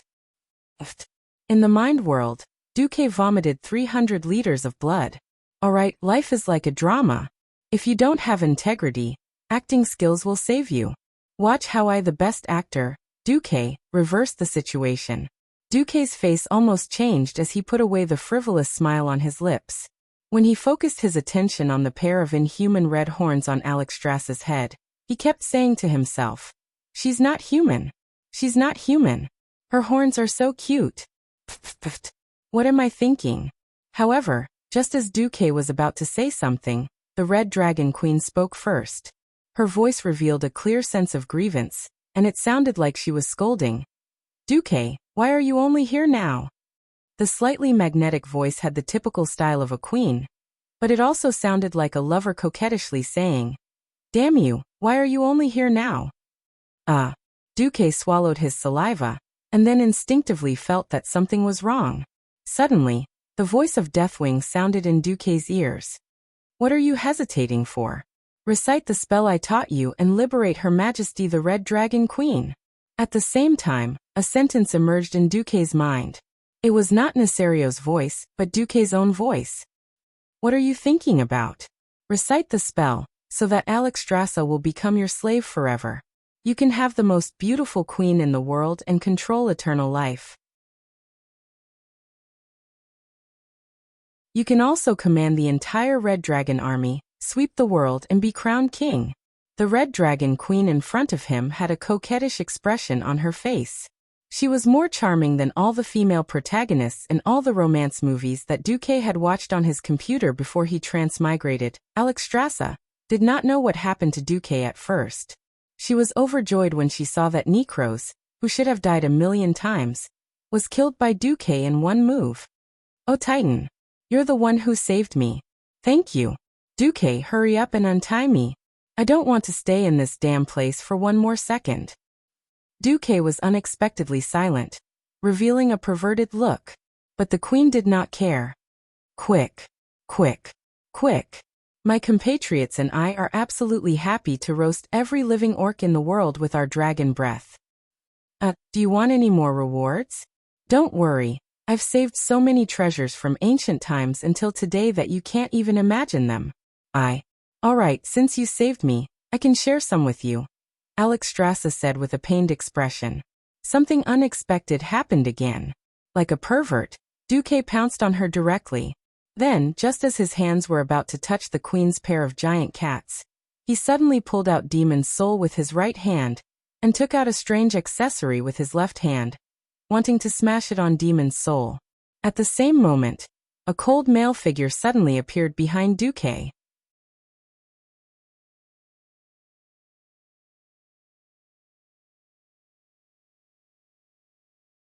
Chapter 516. Cunning brat, do you think you can fool me? Accompanied by the casual and contemptuous words, this ghost-like black-haired man waved his hand lightly, and Duque died. It was not that Duque did not try to resist. Unfortunately, the light of his resistance was so dim, as laughable as a firefly trying to compete with the sun. Ice Barrier was activated at the very end. He was just an inch away from turning Duque into ashes with the black flames he had casually waved out. However, the powerful defense constructed by the ice element still protected Duque for more than a second. Just like in the future, the invincibility of a paladin and the ice barrier of a mage could be dispelled. In the face of a higher and more condensed power, the so-called absolute defense was just a joke. How could a mere Morningstar mage like Duque be able to resist the power of the Deathwing, Nasario, who was at the peak of power in the world of Azeroth? Duque was dead. He was killed in an instant without any suspense. Right in front of Alexstrasza. The poor Red Dragon Queen had just thought that she could regain her freedom. She did not expect to see the dawn of hope, only to find that it was just a prelude to a darker nightmare. Alexstrasza was furious. She was really angry, with incomparable grief and indignation, and with the grievances she had suffered for months. She roared angrily at Nasario. However, it was of no use. Necro's death only meant that the demon's soul had temporarily lost its master. This did not mean that the shackles on her had been lifted. She could only look up at the high and mighty Nasario pitifully and desperately like a weak woman who could be ravaged 10,000 times at any time. Nasario, no, he should now be called Deathwing, appeared in human form. His entire face was still shrouded in a gloomy black fog. The only thing that could be seen was his pair of eyes that were full of contempt. Hee hee. Well, I really didn't expect that you, who are known as the most beautiful in the dragon realm, would actually fall to such a state. You've really opened my eyes, Alexstrasza. Nesario. The queen gritted her teeth. Don't call me that name. With a light shout, a strong wind was stirred up in the huge cave. The queen's long, fiery red hair was blown straight by the strong wind. After the rage, Deathwing's voice became gentle again. He stretched out his left hand with sharp nails, grabbed the queen's chin, and twisted her up. Spit. The queen directly spat a mouthful of fragrant foam towards Deathwing. However, that mouthful of saliva suddenly stopped in midair, and in the next instant, it vanished without a trace. Originally, I wanted to send this filthy thing back to your face, but that would be a blasphemy to all dragons. So thank me, dear Alexstrasza. The Black Dragon King's sharp claws rubbed against the queen's delicate face, easily scraping out bloody scars. The queen's face was disfigured, but she instantly healed the scars. As the life-giver, as long as her power was not completely exhausted, her regenerative abilities were almost limitless. But the Red Dragon Queen was trembling violently. Are you touched? I'm not interested in you. As long as I get what I want, it doesn't matter if you become a lowly orc slave or a despicable human plaything. Shaking Alexstrasza off, Nesario walked towards the back. There were a few huge dragon eggs that were blooming with a crimson glow. However, the power of the flames wrapped around the dragon eggs had almost been extinguished. The light was like a candle that was about to go out, and could no longer protect these dragon eggs. Bang! Nesario waved his hand, and suddenly, the last protection on the dragon eggs shattered. At this moment she understood everything. Why did the demon's soul, which had been missing for nearly 10,000 years, suddenly appear? Why did this terrifying magic artifact that specialized in restraining dragons suddenly fall into the hands of the orcs? Why did the orcs find her so perfectly and inexplicably capture her? Why did the orcs so cleverly use all kinds of mental and physical torture to reduce her resistance and make more red dragons obey the tribe's orders? Then, why did Duque come to rescue her? There was an answer to all of these questions. Only the dragon aspect understood the dragon aspect the best. From the beginning to the end, it was all Nesario's plot. And his ultimate goal was her dragon eggs. Nesario probably wanted to use her dragon eggs to hatch the most evil and incredible new type of evil dragon that obeyed his orders. Alexstrasza shouted in despair, "No, don't touch them." Nesario did not stop. He sneered as he continued his movements. The queen was in despair. She was choking. Tears of sadness welled up in her eyes. Who will save me? Save my child that might be born. I'm willing to give up everything for this. It was as if the heavens had heard her prayers in the darkest of despair. A miracle had really happened. Right in front of Nesario, an emerald green light suddenly bloomed. Was that a portal? The next moment, Deathwing's movements suddenly became sluggish, as if his entire body had been forcibly pulled into slow motion. Following that, a blue radiance shot out from the green portal and sent Deathwing flying. Boom! The surging magic power directly blasted him to the top of the cave. It turned his entire body into a cannonball, piercing through the underground rock stratum of the entire grim battle fortress and blasting into the sky. Three unfamiliar yet familiar figures appeared beside Alexstrasza. Although her eyes were covered by tears, she could not recognize these people for a moment. This did not hinder her from sensing who they were by their aura. Isra? Nosdorm? Maligos? Isra smiled and nodded, then sighed. Sorry, we can't touch that thing either. It's more important to deal with Nesario now. That's right, the dragon aspect had shot themselves in the foot. Back then, there were not many intelligent life forms on planet Azeroth other than the dragon race. Therefore, after they realized that they could not destroy the demon's soul, they set up a spell that no dragon or dragon descendant could use. Now they could only watch helplessly as the thing was placed in front of them, but the three dragon aspects could not do anything about it. They could not even save their companions. This was definitely ironic. After saying that, the three human-like fellows nodded at the same time, and disappeared in an instant. In the next second, the terrifying roars of 4 dragon aspects rang out in the sky. A 3v1 dragon aspect battle had begun.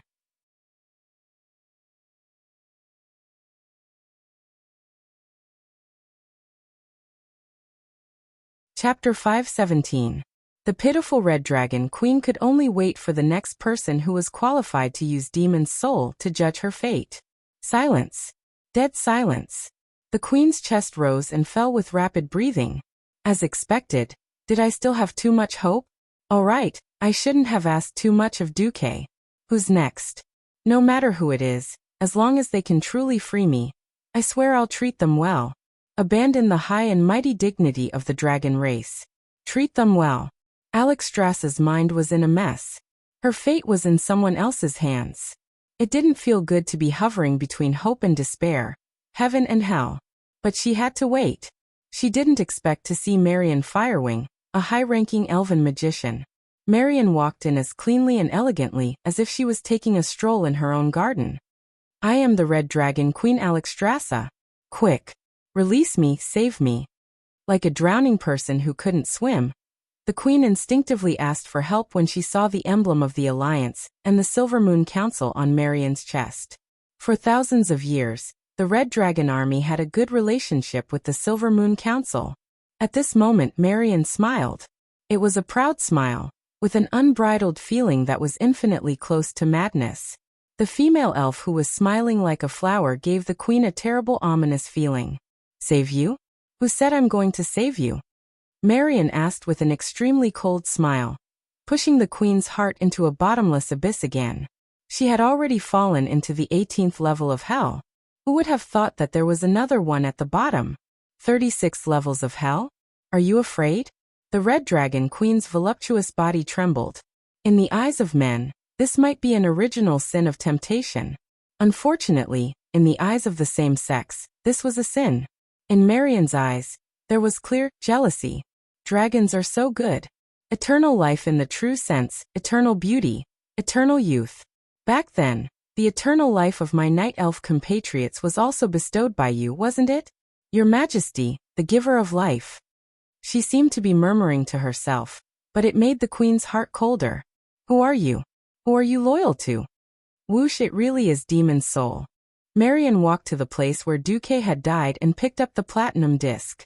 Remember your new master's name. Mother Dragon. My name is Marion Firewing. Ha ha ha. Alexstrasza's beautiful face was flushed with anger, but before she had time to feel sad, she began to feel the soul torture from the demon's soul. The pain of having his heart pierced by countless needles was something he was unable to adapt to. You're a warlock? You're one of Nesario's men.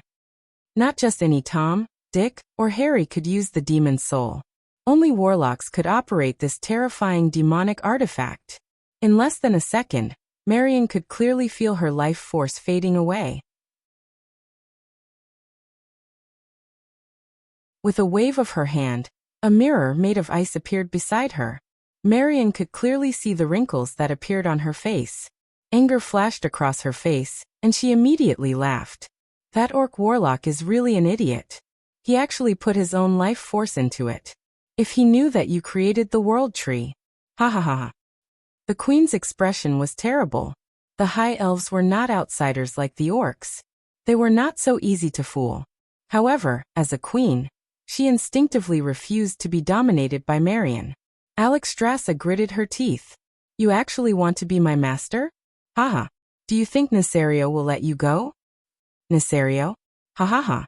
Although he disguised himself well, the long years had made him forget one thing. The dragon's soul itself was designed with the 5 dragon aspects as the standard. Marion softly chanted an incantation, and the platinum-colored disc immediately changed. The disc was divided into 5 equal regions, 4 of which were radiating with a bright radiance. The queen immediately realized what Marion wanted to do. Wahahaha. Yes.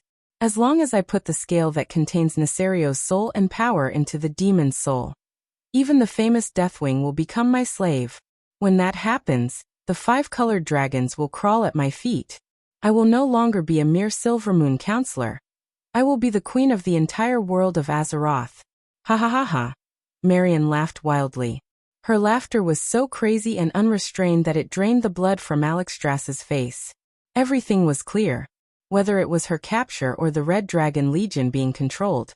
Most of it was a conspiracy of Deathwing. However, as Deathwing's backup, as the one who was truly trusted by Deathwing, and as the agent to control the other four-colored dragons, Marion had chosen to betray Deathwing for some reason. In any case, the artifact dragon's soul, which the dragon aspects had created to repel the Burning Legion, had really shot themselves in the foot this time. The Queen was not optimistic about Marion controlling Nesario through the demon soul. Because it depended on how much of Nesario's soul she got. If it was less than 10%, the evil Black Dragon King would probably kill Marion, even if it meant the soul backlash. Once 1/3 of the soul was injected like the 4 dragon aspects, control would be inevitable, and it would involve the entire race. At this moment, Marion was suddenly attacked without a sound. Break. Break. Break. Break. 4 emerald green arrows suddenly appeared in the air less than a palm away from Marion. Unfortunately, that was the end. The arrowheads were stuck in the air by some mysterious force, unable to move an inch. It was only then that an oval magic shield wrapped around Marion appeared in everyone's field of vision. Oh. Marion slowly turned around and looked at the female ranger behind her with a bow. It's you? Windsor Windrunner. It was Windsor. Realizing that something was wrong, she left the front line to Gavin Rad and the others and followed them like crazy. Let me ask you, where's doing? The usually beautiful and quiet Windsor now had unconcealable anger and excitement. Even her arms, which should not have trembled, were obviously shaking. Marion smiled wickedly. He's dead. The person who killed him was Deathwing. After saying that, she pointed at the Grand Marshal's combat staff, on the ground that was blackened by the flames. When Windsor came in, it was not that she did not see the blackened head of the staff, but when she suddenly heard the news and saw Alexstras's depressed expression, Windsor suddenly felt dizzy. No.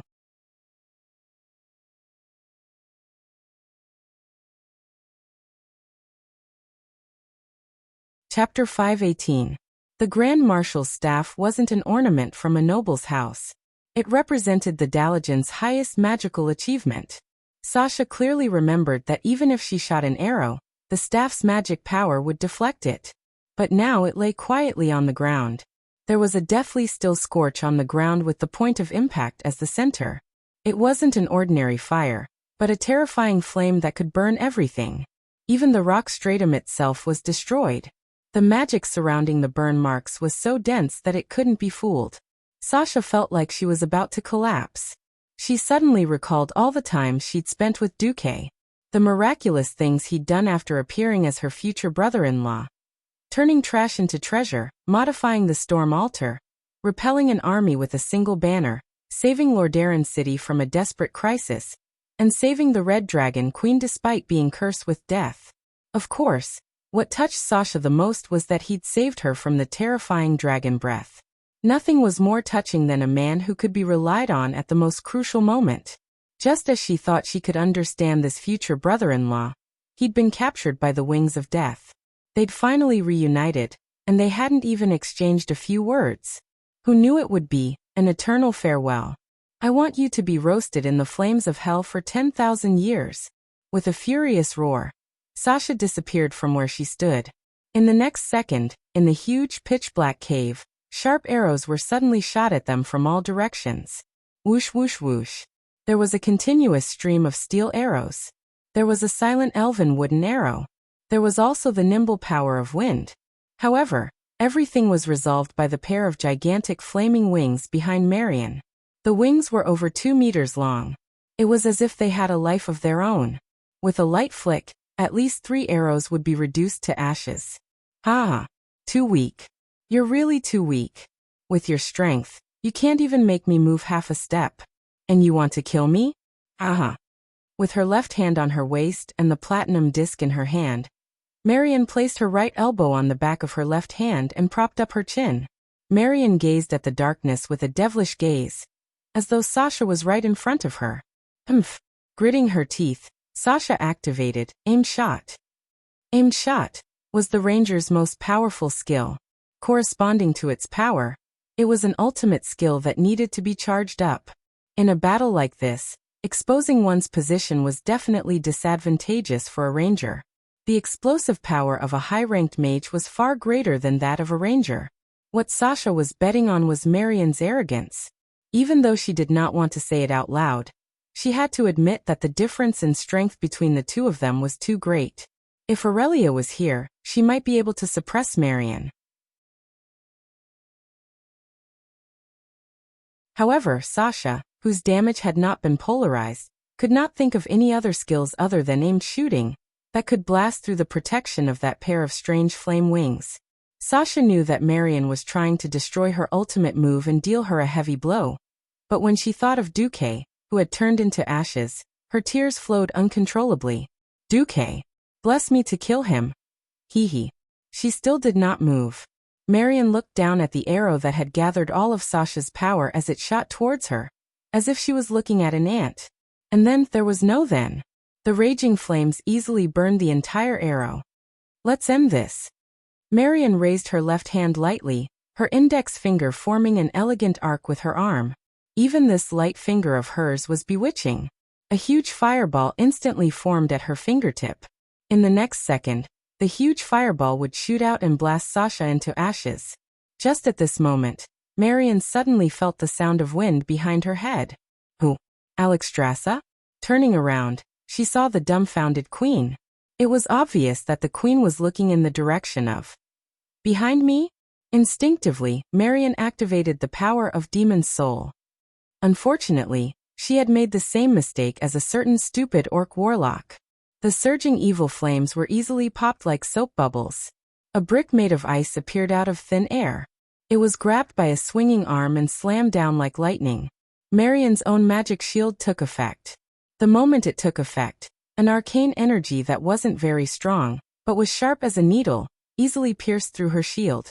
In the end, fresh blood dripped down from her forehead, quickly staining Marian's bewitching face. Hee. No matter how strong Pharaoh is, he'll be knocked down in one move. Marian fainted with a brick while humming something that others couldn't understand. Who was that guy? Naturally, it was our Duque. That signature evil smirk, that face that deserved a beating after succeeding in his scheme. Sasha would be able to recognize him even if he turned into ashes. Duque. Duque. The first voice was the queen's, and the second was naturally Sasha's. Yes. Duque replied to Sasha with a smile as he dealt with Marian. It's not auspicious to kill a sister. Therefore, Duque fitted Marian with the spellbreaker shackles that he got from Kuel Salis. This thing was mainly used to destroy the circulation of magic power in the magic circuits of the human body. For a regular person, this thing was no different from regular shackles.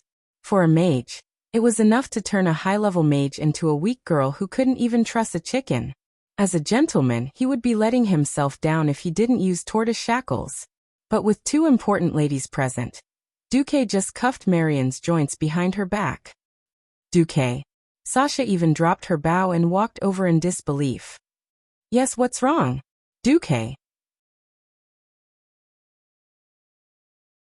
Sasha's tone became even more intense. Duque blinked. Didn't your sister tell you that I know true mirror image? Duque continued to spout nonsense. Mirror image my ass. He really couldn't take it anymore, and was instantly killed by the wings of death. Looking at the system notification that he had 90% soul power and 90% moral integrity, Duque was crying in his heart. But to prevent Sasha from worrying, he could only continue to pretend to be strong. Duque, is it really you? Looking at Sasha, whose eyes were blurry and glistened with tears, Duque knew that things weren't so simple. Duque sighed. It's really me. If you don't believe me, come and touch me. Duque, from shock to surprise and then to ecstasy. When all the grievances and fear in her heart poured out, Sasha finally did something that not only Duque didn't expect, but she also didn't expect. Sasha pounced on Duque and pushed him to the ground. Then, she closed her eyes and kissed him deeply.